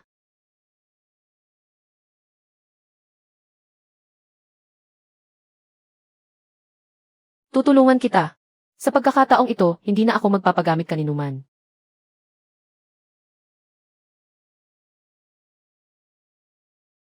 Napakahusay mong tagapagmana ni Ye Chanju. Napakabuti mong taksil, Ye Xiang. Ye Xiang. Alam na alam mo kung ano ang kinahihinatnan ng pagtataksil sa Panginoon ng mga demonyo. At ang katotohanan tungkol sa insidenteng iyon. Nangahas ka bang sabihin iyon sa kanya?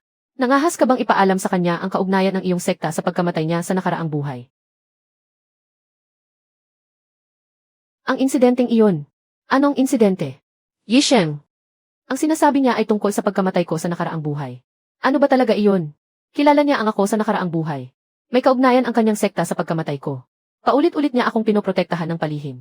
Ngunit hindi niya ako magawang harapin. Ye Xiang, anong lihim ba ang pasan mo? Guro, isa siyang demonyong babaeng nasa ilalim ng utos ng Panginoon ng mga demonyo. Hindi pa ba sapat ang pinsalang ginawa sa atin ng landas ng mga demonyo? Paano natin siya mapapanatili rito? Paano kung espiya siya? Paano kung tayo mismo ang nagpasok ng lobo sa bahay? Ako, mula sa sekta ng lingkuan, ay hindi kailanman humahatol ng mabuti o masama batay sa pinagmulan ng isang tao. Noon, kabilang sa lahi ng mga halimaw si King Luan, si Shuyao ay inapo ng dating angka ng imperyo. Kinuha ko siya. Ngayon, si Ye Xiang ay nasa landas ng demonyo. Basta't nasa matuwid siyang landas, tatanggapin ko rin siya. Guro. Natutuhan ko na po, Guro. Hindi kasalanan ang pinagmulan ng isang tao. Sa loob ng napakaraming taon, inalipin siya ng kapangyarihang demonyo. Ngunit nakaya pa rin niyang magpumiglas para iligtas ako. Ibig sabihin, mainit pa rin ang puso niya. 300 taon na ang nakalipas. Ang taksil na pumatay sa iyo sa nakaraang buhay. At ang landas ng demonyo ko ay hindi maihihiwalay sa kanya. At ako naman. Marahil ako ang taong iyon. Ang taong nagtaksil sa akin sa nakaraang buhay. At ano naman ako sa iyo? Ano ba ang kaugnayan mo sa kanya? Patawad. May ilang bagay na wala pa akong lakas ng loob na sabihin sa iyo. Ang bagay na hindi niya kayang sabihin. May kaugnayan iyon sa pagkamatay ko sa nakaraang buhay. Tingnan mo ang hiya sa mukha niya. Tiyak na napakalapit ng taksil na iyon sa kanya. Ang pasan niya ay isang orihinal na kasalanang sapat para durugin siya. May isang bagay kang kailangang malaman. Kinuha at ikinandado ng Panginoon ng demonyo ang natitirang bahagi ng pinagmulan ng kapangyarihan mo sa nakaraang buhay. Sa loob ng 300 taon, iyon ang ginamit niyang panakot at panghawak sa iyo. Ipinagmamalaki niyang pareho kayo ng pinagmulan. Iyon ang puhunan niya upang makalagpas sa hangganan at maging immortal.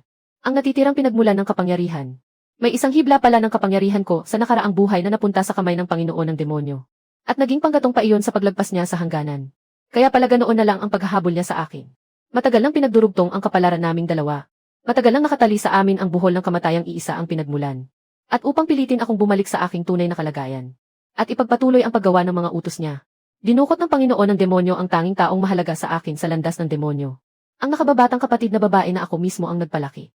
Ito ay usapin naming dalawa ng Panginoon ng demonyo. Babalik ako ng mag-isa. Ipagpapalit ko ang buhay ko para makalabas siya. Hindi ninyo kailangang makialam. Paghihigantihan natin ng sama-sama ang ginawa niya sa iyo. Ililigtas natin ng sama-sama ang nakababatang kapatid mong babae. Sa pagkakataong ito, wala nang kailangang sumalo ng lahat ng mag-isa. Bakit? Alam na alam mong ang sekta namin ay may kaugnayan sa pagkamatay mo sa nakaraang buhay. Bakit handa ka pa ring umabot hanggang dito para sa akin? Dahil sa buhay na ito, may mga alagad ako at may mga taong umaasa sa akin. Hindi na ako. Hindi na ako nag-iisa. At ikaw, hindi ka na dapat mag-isa sa pagkakakulong sa templo ng Wan mo. 300 taon na ang nakalipas, ako lang ang sumalo sa lahat. Sa huli, namatay akong mag-isa sa gitna ng pagtataksil. Ngunit sa buhay na ito, hindi ko nahahayaang ang sinumang handang sumama sa akin ay mahulog sa kailaliman ng mag-isa. Yeshang, nais kong pumasok sa ilalim ng iyong pamamatnubay. Susundan kita sa buhay na ito. Ang mga lihim ng landas ng demonyo ko at ang lahat ng kapangyarihang demonyo sa katawan ko. Mula ngayon, ay gagamitin ko lamang para magprotekta. 7 na sila. Mula sa itinuring na walang pag-asang utusan, hanggang sa magkaroon ng 7 alagad na henyo sa ilalim ng kanyang pamamatnubay. Laobay. Lalong nagiging katawa-tawa ang palabas na ito. 7 nakababatang kapatid na babae. 7 buo. Guro ko, binubuo mo ba ang isang pangkat para sakupin ang buong mundo?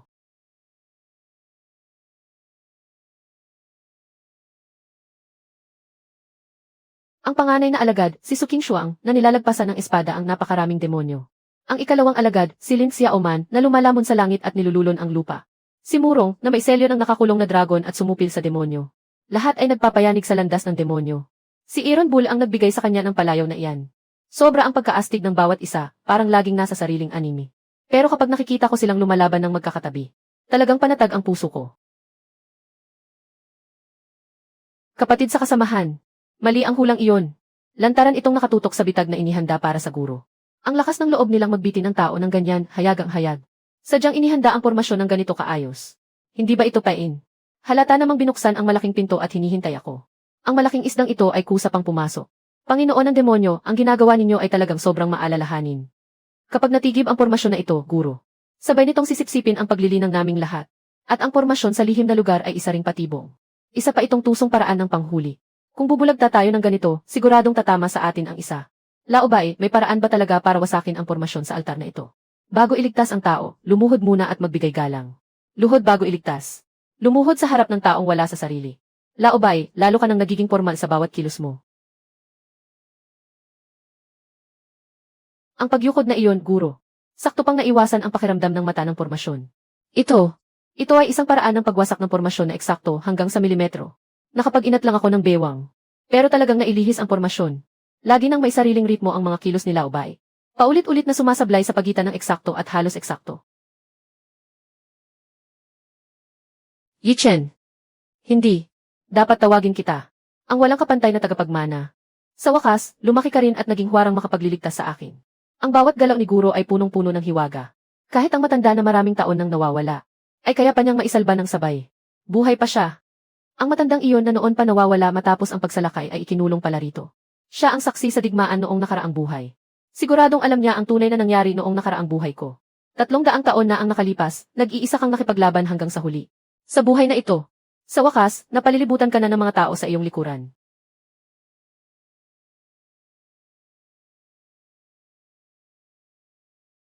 Tama nga.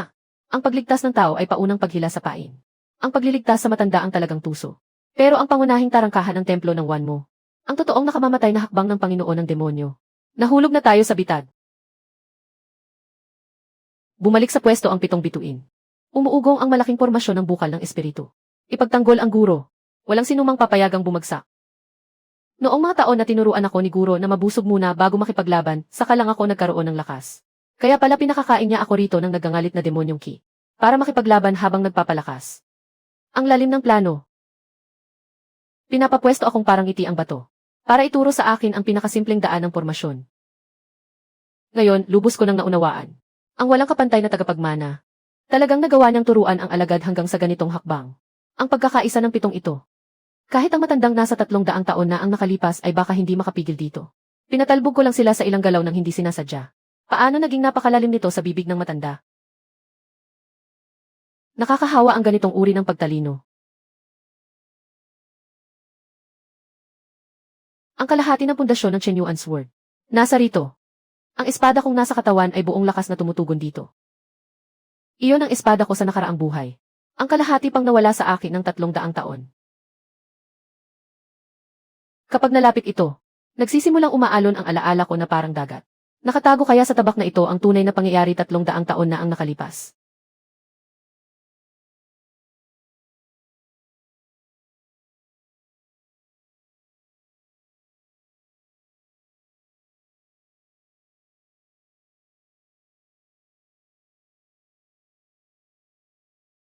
Nakita ko kung paano ko noong nakaraang buhay pinalma isa ang Panginoon ng demonyo. Paano ako sinaksak sa likod. At paano ko naiwan ang sistema at pamana. Ang pinagmulan ng lahat ng sanhi at bunga. Ay nasa rito lahat. Naaalala ko na. Ang taong sumaksak sa likod ng Sword Immortal. Ay ang pinakatiwalaan niyang kapwa alagad noong nabubuhay pa siya. Pagkatapos, sumapi siya sa daan ng demonyo. Naging pinakamalakas na general ng demonyo sa ilalim ng Panginoon ng mga demonyo. Nagmumuni-muni siguro tungkol sa nakaraang buhay. Ako na ang bahala sa ubod din. Kaya ko ito. Guro, nagmumuni-muni lang siya tungkol sa daon ng kalangitan. Huwag kayong mataranta. Protektahan ninyo si Guro. Pagmulat pa lang niya, wala nang makapipigil sa kanya sa buong mundo. Panginoon. Panahon na. Gusto mo bang malaman kung sino ako? Ako ang ikaw mula 300 taon na ang nakalipas. Ako si Ichanju. Laobay. Ako ang dating ikaw. Ang sistemang buong daan kang pinasasama sa paghikab, pagkanta, pagtayo ng patiwarik at pagkain. Si Ichanju mismo pala talaga ito. Ako ang ikaw bago ka tuluyang bumagsak. Isang kamalayang pantulong sa muling pagkakatawang tao, nilikha mula sa natitirang kaluluwa ng Panginoon gamit ang talino ko sa loob ng buong buhay ko. Sa loob ng 300 taon.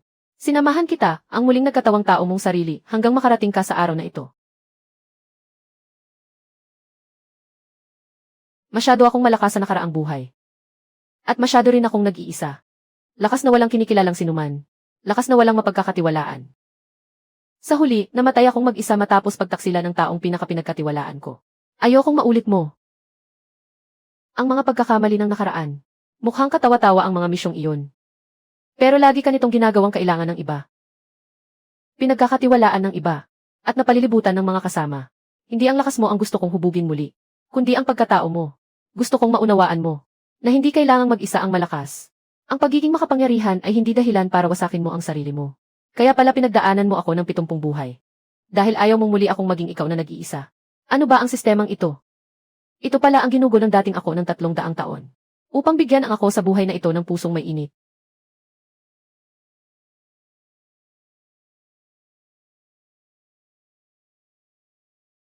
Kaya pala siguro, ang maalamat na nagselyo sa mga demonyo at pumatay sa mga immortal. Si Ichanju, na muling nagkatawang tao. Nagbibigay galang kami sa dakilang espadang immortal. Maging si Ichanju man. O si Ichen. Sa buhay na ito, may mga taong nakatayo sa likod ko. Na hindi kailanman nagkaroon ang dating ako. Iyan ang pinakamalaking kaibahan ko. 300 taon na, Ichanju. Hindi mo pa rin natutunan. Kapag napakalakas mo, dapat maglakbay kang mag-isa. Ang mga taong nasa likod mo ay hindi iyong lakas. Sila ang kahinaan mo. Hayaan mong ipadala kita sa ikalawang kamatayan mo. Mag-isa. Pinaniwalaan ko iyan sa nakaraang buhay at namatay akong mag-isa. Sa buhay na ito, ipapakita ko sa iyo na ang tunay na walang talo ay ang magkakasamang lumalaban. Suan Ming, ang utang natin sa loob ng 300 taon ay dapat nang singilin ngayong araw. Kaharian ng paglagpas sa kapighatian. Kahit isa lamang itong hiwalay na kaluluwa, mas mataas pa rin ang antas nito kaysa sa akin. Wala akong pag-asang manalo sa sapilitang sagupaan. Kailangan kong makaisip ng paraan. Ichanju, hanggang ngayon ay hindi mo pa rin naaalala, ano? Ang espadang bumaon sa likod mo noon ay hawak ng pinakapinagkakatiwalaan mong kasamang alagad. At ang taong iyon ay siya ring mahusay mong alagad na si Ishang. Ang kanyang guro. Ang taong nagtaksil sa akin sa nakaraang buhay ay guro ni Ishang. Hindi katakatakang paulit-ulit niyang iniiwasang harapin ako. Hindi katakatakang sinabi niya na ako. Marahil ay sa taong iyon. Nagmula ang kasalanang nagpapabigat sa kanya. Huwag kayong makinig sa panunulsol ng halimaw na iyon. Matagal nang naunawaan ni Guro ang lahat ng ito. Bahagi lahat ito ng plano ni Guro. Patawad, Guro. Ako ang taong nagtaksil sa iyo sa nakaraang buhay, Guro. Noong una kitang nilapitan, utos iyon ng Panginoon ng Kadiliman. Balak kong samantalahin ang pagkakataon para patayin ka. Pero kalaunan, ako talaga. Balak kanyang patayin, Yeshang, para patahimikin ka habang buhay. Hindi man lang umiwas ang hangal na babaeng iyon. Ang utang ng ama ay hindi pasa ng anak. Hindi ko hahayaang mamatay siya kapalit ng kanyang guro. Ang utang ng ama ay hindi pasa ng anak. Hindi maaaring makialam ang sama ng loob sa nakaraang buhay sa tunay na damdamin sa buhay na ito. Alagad ko siya. Dahil bawat hakbang mo sa buhay na ito ay sarili mong pinili. Pinili mong talikuran ang dilim at yakapin ang liwanag. Pinili mong lumaban ng magkatabi. Sapat na iyon. Dakilang hanay ng bukal ng espiritu. Pinagsanib na atake ng 7 bituin. Iisang puso ang guro at mga alagad. Kay galing na mga makapangyarihang kasama. Ngunit masyado kayong maagang nagdiwang. Yi Qianju. Akala mo ang sistema mo ang pinakamalaking sandigan mo. Sinasabi ko sa iyo, matagal na akong naghanda ng isang lihim sa loob ng sistema mo. 300 taon na ang nakalipas, hindi lang ikaw ang may binubuong plano. May iniwan siyang lihim na hakbang sa katawan ni Lao Bai. Ang planong binuo 300 taon na ang nakalipas. Huwag mong sabihin. Iyon ang piraso ng pinagmumulang kapangyarihang ninakaw niya. Ang panganib ay nagmula pala sa labas. At napunta sa pinakapinagkakatiwalaang bahagi ng aking katawan. Hindi kanya niloko. Totoong may ibinaon na binhing madilim na sumisira sa loob ng katawan ko. Iyan ang piraso ng pinagmumulang kapangyarihang ninakaw noon ng Panginoon ng Kadiliman. Noong kasi simula pa lamang hubugin ang aking kamalayang muling isinilang. Itinanim niya ang binhing gaganti sa akin. Piraso ng pinagmumulang kapangyarihan. Ang pambihirang panakot na gagamitin niya. Binhing madilim. Kaya pala ninakaw ng Panginoon ng Kadiliman ang bahaging iyon ng pinagmumulang kapangyarihan. Kalahati ay gagamitin niyang panakot. At ang kalahati ay itinanim niya bilang bitag sa katawan ni Lao Bai. Kapag sumabog ang bitag na ito. Kapag nagwala ang binhing madilim na ito. Maaari akong balikan ito. O mapasakamay pa ako ng Panginoon ng Kadiliman. At sa halip, tutulungan ko pa siyang malampasan ang kanyang hangganan. Sa oras na iyon, kailangan mo akong patayin gamit ang sarili mong kamay. Ituring mo na lamang itong paglaya para sa sarili mong nag-iisa 300 taon na ang nakalipas. Isang paglaya. Hindi. Ikaw noong nakaraang buhay. Mag-isa mong pinasan ang lahat. Nag-iisa kang namatay ng minsan. Sa buhay na ito, ako naman ang sasagip sa iyo. Tayong dalawa. Walang sinuman sa atin ang muling hahayaang mahulog mag-isa sa dilim na iyon. 300 taon na. Wala pang nagsabi sa akin na nag-iisa ng ganitong mga salita. Ikaw sa buhay na ito. Mas malakas ka kaysa sa akin. Higit na higit kang malakas kaysa sa akin. Hindi maganda ito. Maagang nagwala ang binhing madilim. Yi Chen, lumayo ka sa akin. Hindi ko na ito makontrol. Sumabog na ang binhing madilim. Nagkakawatak-watak na ang kamalayan ni Lao Bai. Hindi ko kayang panoorin lang ang sarili ko sa nakaraang buhay. Naagawin ng Panginoon ng Kadiliman. At gawing sandatang papatay sa akin. Pero para mailigtas siya, kailangan kong pumasok sa kanyang mga alaala.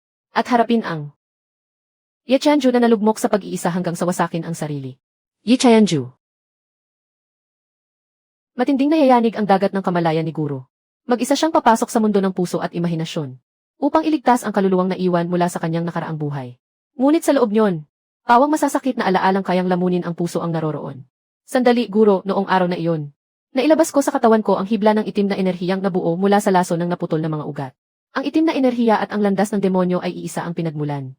Baka mapakinabangan ko pa ito.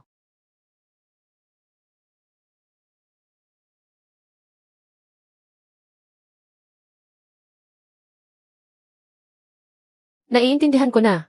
Ang paraan ng paglusob ng Demon Sovereign sa madilim na binhi. At ang laso ng naputol na mga ugat na itinanim niya noon sa katawan ko. Pareho ang pamamaraan. Maaari ko itong gamitin bilang sanggunian. Makakalikha ako ng gamot na magpoprotekta sa puso. Mapatitibay nito ang espiritual na puso ni Guro. At mapipigilan ang balik sa lakay ng madilim na binhi. Ang hibla ng itim na enerhiya sa katawan ni Baisay. Ang kamay ng landas ng demonyo mula 300 taon na ang nakalipas. Ngayon, ito pa ang naging susi sa pagliligtas sa akin at sa sarili ko noong nakaraang buhay. Ang sanhi at bunga ay paikot-ikot. Sa huli, ang kabutihan ay ginagantimpalaan ng kabutihan.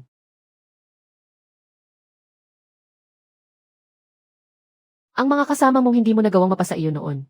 Ngayon ay nakatayo silang lahat sa likuran ko. Salamat sa iyo, Yi Chen.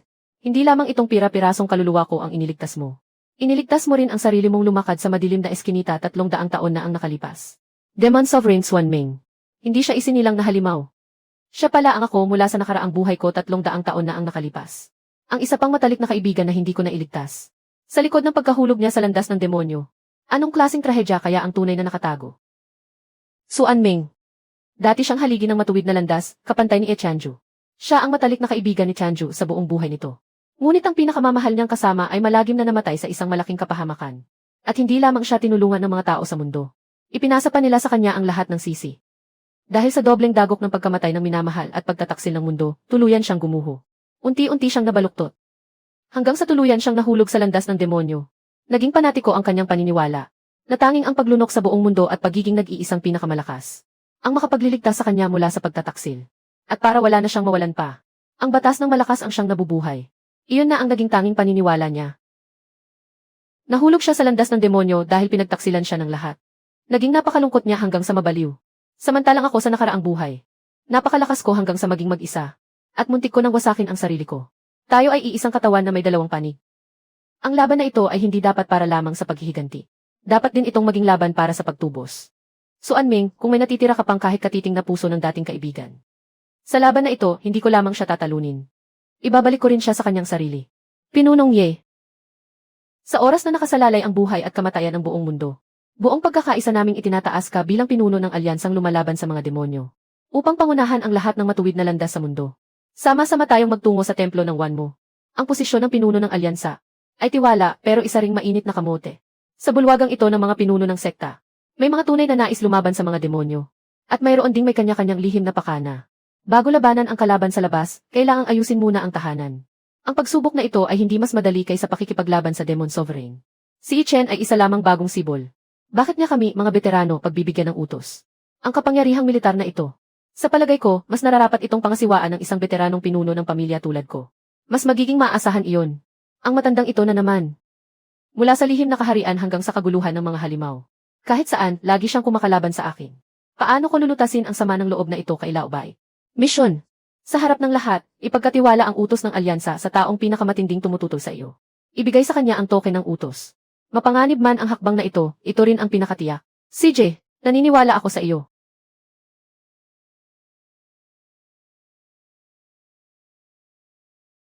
Pamilya Murong. Ang kabutihang loob ni Pinunong Ye ay malalim na parang bangin. At ang kanyang utang na loob ay singtibay ng bundok. Masyadong mapagmataas ang angkan ng Murong. Sa usaping kapangyarihan at katayuan bilang pinuno ng alyansa, talagang lubos akong kumbinsido. Isang labanan laban sa mga demonyo. Si Murong ang tanging may kakayahang maganap bilang pinuno ng alyansa. Matagal na rin tayong naglalaban. Sa wakas, nakagat ko na ang matigas na butong ito at naging sarili kong tao. Ang makataong puso. Hindi mapipilit sa lakas. Kailangan lang itong palitan ng tapat na loob.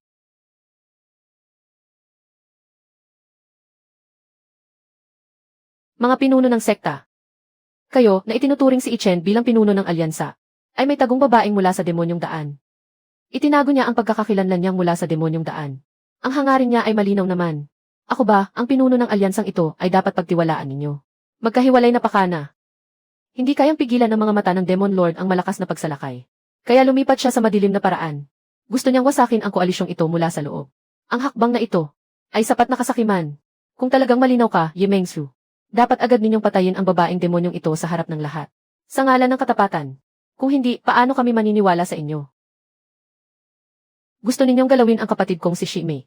Una muna, tanungin ninyo kaming 7. Mga guro. Para sa malaking plano. Ikaw na ang humawak sa akin. Ayokong pumayag. Walang makakagalaw sa kanya. Para mapatunayang malinaw. Hindi sa pagpatay, kundi sa ebidensya. Una. Ang listahan ng mga lihim na taga-suporta ng demonyong daan na nakuha ko mula sa panloob na linya. Nasa loob niyan ang ating espiritual na sekta. Ikalawa. Ang dugo ang kasunduang lumalantad sa ugnayan ng mga halimaw at ng demonyong daan. Ay nagpapakita kung sino ang nagpasimula ng kaguluhan ng mga engkanto. Ikatlo. Ang lihim na saksi na iyon. At sino rin ang palihim na naglagay ng sumpang sumusunod sa kaluluwa sa akin. At isa pa. Ang token ng demonyong marka na nakuha mula sa sasakyang lumang bangkay. Ang itsura ng guhit nito ay eksaktong kapareho ng tatak ng isang tao sa lugar na ito. Ang totoong piging ng demonyong daan ay hindi kung sino paman kundi ikaw mismo. Kung gayon, siya pala ang tunay na nakakonekta sa demonyo. Halos nalinlang na tayo ng huwad na patunay na ito.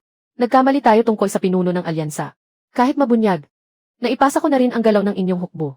Kay Demon Lord. At sa ganito, pinilit kong pasimulan ang Wanmo Temple. Para maaga siyang kumilos. Kung maaga, edi maaga. Mas mabuti na iyan kaysa humaba pa ang bangungot ng gabi. Siksuan Ming, huli na kayo.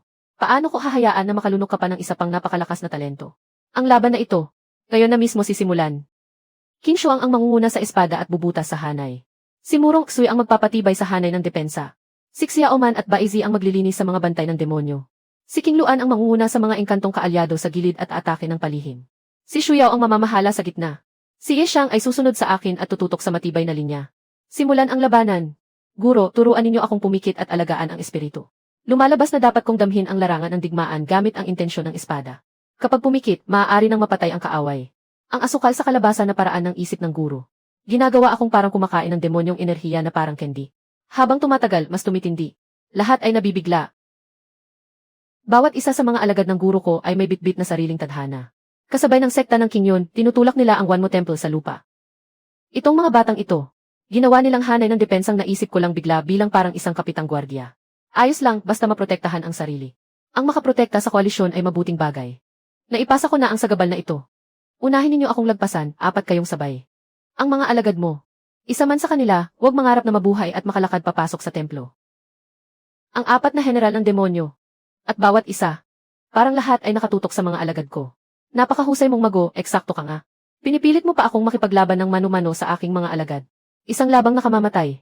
Hindi na ako makakatakas. Ni ang maliit na espada man ay kaya akong harangin. Kapag payapa ang puso, matalas ang espada. Iyan ang itinuro sa akin ng aking guro.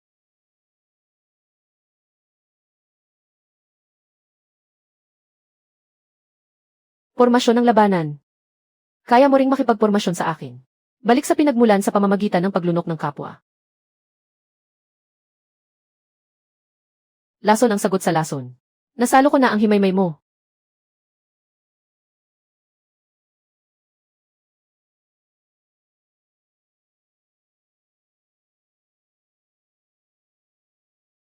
Ang init, hindi na kaya ng sikmura ko, sasabog na. Mabagal kang kumain, nguyain mo ng maigi, ano bang minamadali mo? Kumalma ka at tumatag ang isip mo. Isang subo lang. Kayong mga anak ng angka ng halimaw, sundan ninyo ako at bantayan ang kaliwang pakpak ng hukbo. Ang sira sa ilusyon na pormasyon ay nasa timog silangang mata ng pormasyon. Sundan ninyo ako para basagin ang pormasyon.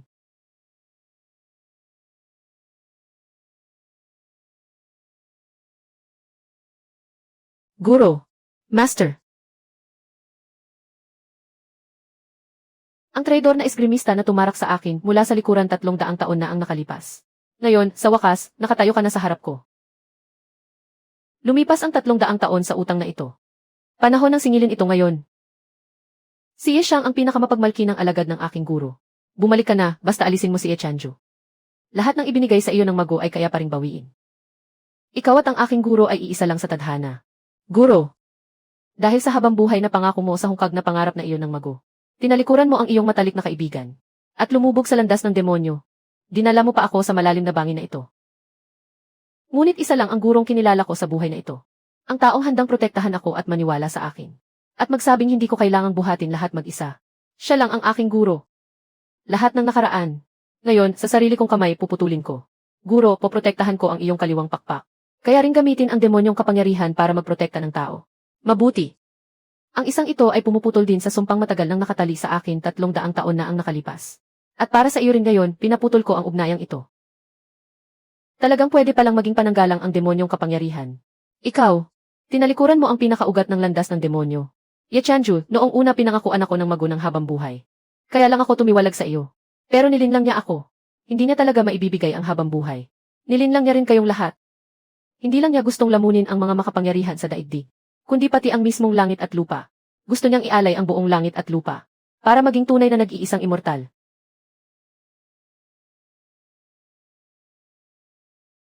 Isang handog sa langit at lupa. Isang panganib. Hindi na lang ito paghihiganti ko mag-isa, kundi ang pagkapuksa ng buong langit at lupa. Ang sakripisyong self-destruct ng esgrimista ay ginamit niya para kunin ang huling hininga para mabasag ang salamin para sa mago. So Anming, hanggang saan ka ba talaga mababaliw?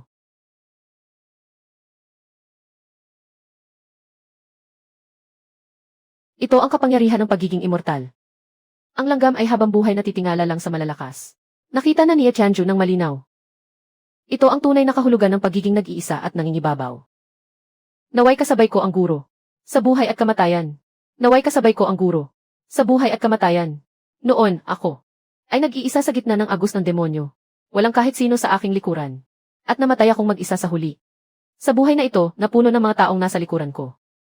So Anming, ito ang pinakamalaking pagkakaiba natin. Hindi kailanman natalo ang guro ko. Kami. Hindi rin kami kailanman matatalo. Yi Chen, sa pagkakataong ito. Hindi tayo nag-iisa. Pagsamahin natin ang diwa ng espada nating 300 taon. Nakaraang buhay at kasalukuyang buhay. Yi Chanju at Yi Chen. Panahon na para tunay tayong maging iisang tao. Nakaraang buhay at kasalukuyang buhay. Maging isa. So Anming, akala mo ba panalo ka na dahil naging kalahating immortal ka? Ngayon pa lamang nagsisimula ang laban na ito. Mula ngayon, wala nang Ye Chanju. Wala na ring malungkot na nakaraan. Yi Chen na lamang.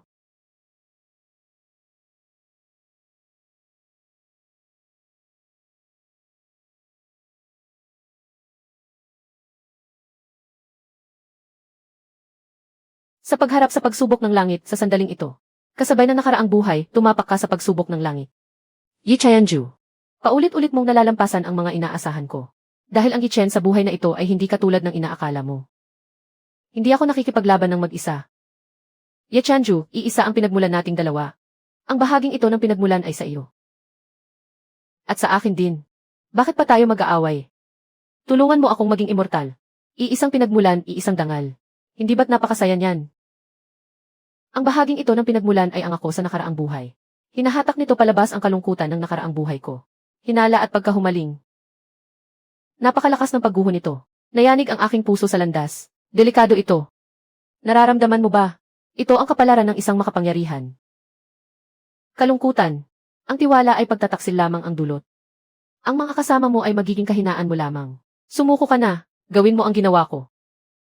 Maging nag-iisang pinakamakapangyarihan.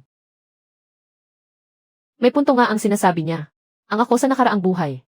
Hindi ba't namatay ako sa pagtataksil dahil lamang sa pagtitiwala? Talaga bang nakatakda ang isang makapangyarihan na mabuhay ng mag-isa?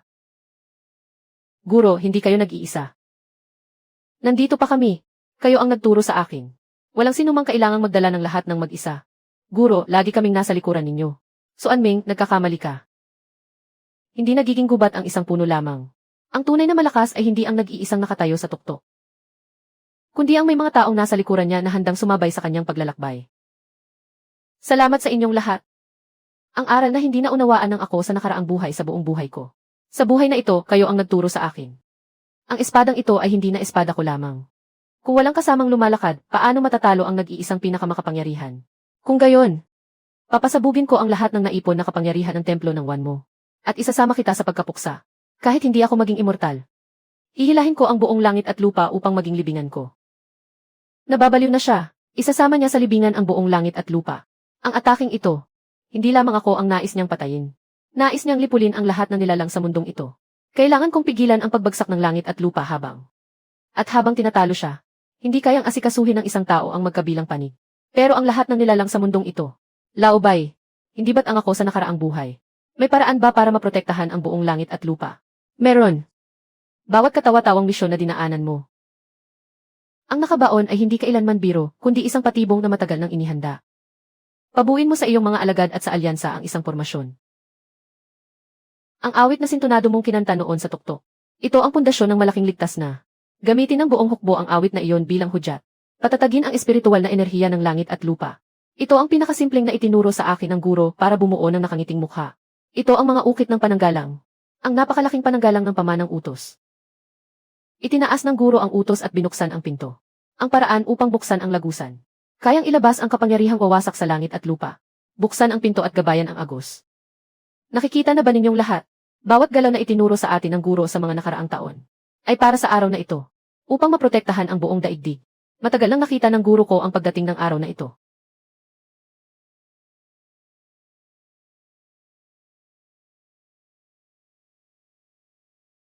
Espada ng Chenyuan. 300 taon na at sa wakas ay buo ka na muli. Yi Chen. Tapusin mo ang huling misyon at manalo. Pagkatapos, mamuhay ka ng maayos. Ibalik sa dati ang espada ng Chenyuan.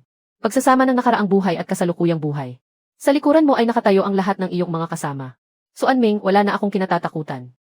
Sa laban na ito, lalaban ako para sa mga nilalang at para rin sa iyo. Para sa isang matandang kaibigang pinagtaksilan sa loob ng 300 taon.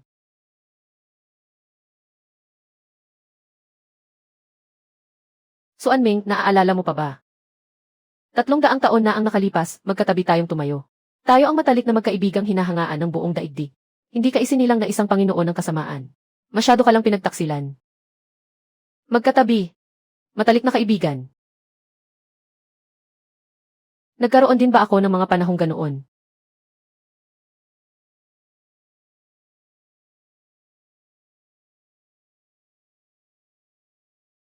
Hindi ba lahat iyon ay kasinungalingan? Pagtitiwala. Lahat ng pinagkatiwalaan ko, pati ang matalik kong kaibigan, ay nagtaksil sa akin. Sa mundong ito, kapangyarihan lamang ang totoo. Iisa lamang ang puwang sa landas ng kawalang kamatayan. Ye Chanju, magbayad ka ng buhay mo. Napakatagal niyang nabihag ng puot. Kahit ang magising sa katotohanan ay naging isang uri ng pagdurusa. Su Anming, napakahirap ng naging buhay mo. Kung hindi ko na maibabalik ang puso mo. Kung gayon, sa huling hampas ng espada, hayaan mong ako ang magpalaya sa iyo. Nilamon ng sumasakmal sa langit ang buong daigdig. Lalamunin ko kayong lahat. Ako ang nag-iisa. Ang walang hanggang pinakamalakas. Mahiwagang sining ng sumasakmal sa langit. Kahit ang langit at lupa ay lalamunin ito. Malapit nang bumigay ang malaking pananggalang ng langit. Hindi ito kayang basagin ng karaniwang espada. Kailangan ko ng isang espada na kayang umako. Hindi lamang ng kapangyarihan ko. Ang espadang ito ay hindi lamang espada ni Ichen. Taglay nito ang mga mithiin at kalooban ng lahat ng sumasama sa akin. Su Anming, imulat mo ang iyong mga mata at tumingin ng mabuti. Ito ang kapangyarihan ng pagkakaisa.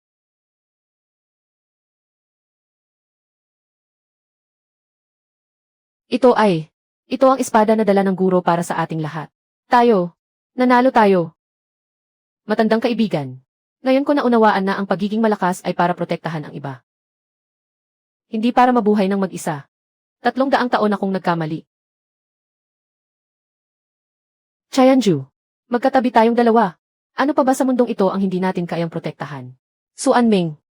Sa wakas, naalala mo na rin. Humayo ka ng payapa. Sa pagkakataong ito, ako naman ang poprotekta sa buong daigdig para sa iyo. Hindi pa tumitigil ang pagkawasak ng langit at lupa na pinakawalan ni Su Anming. Ako ang haharap sa huling kapahamakan na ito. Sa nakaraang buhay, hindi ko naprotektahan ang mundong ito. Sa buhay na ito, hindi ko hahayaang gumuho ito kahit isa man. Guro. Sa wakas, hindi na kailangang magharap sa digmaan ang lahi ng tao at lahi ng mga halimaw. Nagawa mo ang bagay na walang sinuman noon ang nakagawa. Hindi na susukat sa pinagmulan ang kabutihan o kasamaan. 70 ulit ko nang sinabi iyan. Mula sa bundok ng lingkuan hanggang sa buong daigdig. Sa wakas, tunay na itong nagkatotoo. Kayong lahat, 300 taon na ang nakalilipas. Ang nagdala ng masamang pangalan. Ang nag-iisang immortal na mandirigma ng espada na si Ye Chanju. Hindi siya kailanman naging pinagmumulan ng kaguluhan. Sa sarili niyang lakas, siya ang bayaning humarang sa kapahamakan ng demonyo para sa buong daigdig. At ang kanyang muling pagsilang bilang si Ichen. Ngayon, muli na tayong ipinagtanggol. Ang lakas na ito ay higit pa sa pagtawid sa kapighaysian. Tinatanggap na yata ako ng langit at lupa. Ang bilis ng pag-akyat sa langit. Ichen, mag-ingat ka. Ito na ang huling kapighatian bago maging immortal. Ang kapighatian ng puso. Magiging pinakamalalim mong takot ito. Susubukin ito ang iyong pusong sumusunod sa landas. Kapag nalampasan mo ito, maaabot mo ang tarangkahan ng mga immortal. Hindi ko ito malalampasan. Mababasag ang puso ng aking landas.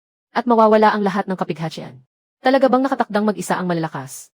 Tingnan mo, habang lalo kang lumalakas. Lalo namang lumalayo ang mga nasa paligid mo. Pagtataksil ang hatid ng pagiging immortal. Ang mga kasama mo ang siya pang magiging pabigat. Kapag narating mo na ang antas ng mga immortal, ikaw na lamang ang matitira sa pagitan ng langit at lupa. Iyan ang kapalaran ng malalakas. Sumuko ka na. Bumalik ka sa dati mong malungkot na sarili. Habang lumalakas, lalo ring nag-iisa. Kailangan ba talaga akong gawing immortal ng pag-akyat sa langit?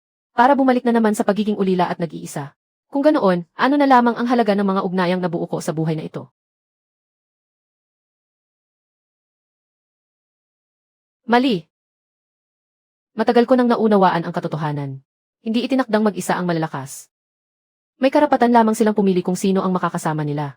Ang lakas ko sa buhay na ito ay hindi kailanman para sa pagiging bukod tangi, kundi para protektahan ang bawat taong nasa likuran ko. Nabasag na ang buhol sa puso ko. Nabasag na. Nabasag mo ang kapighati ang hindi ko nalampasan 300 taon na ang nakalilipas. Nasa harapan na ang pag-akyat sa langit. Magiging immortal na ang guro. Tunay ng immortal ang ating guro. Pero naging immortal na siya. Guro, aalis na po ba kayo? Guro, karapat-dapat po kayo sa tarangkahan ng mga immortal. Sige na po kayo. Umalis na ang guro. Sino na ang magluluto ng lugaw na lingkuan para sa akin? Sino na ang magtuturo sa akin kung paano umata at lumunok ng dahan-dahan? Nasa harapan na ang tarangkahan ng mga immortal. Ito ang tugatog na buong buhay kong hinangad sa nakaraan man o sa kasalukuyan.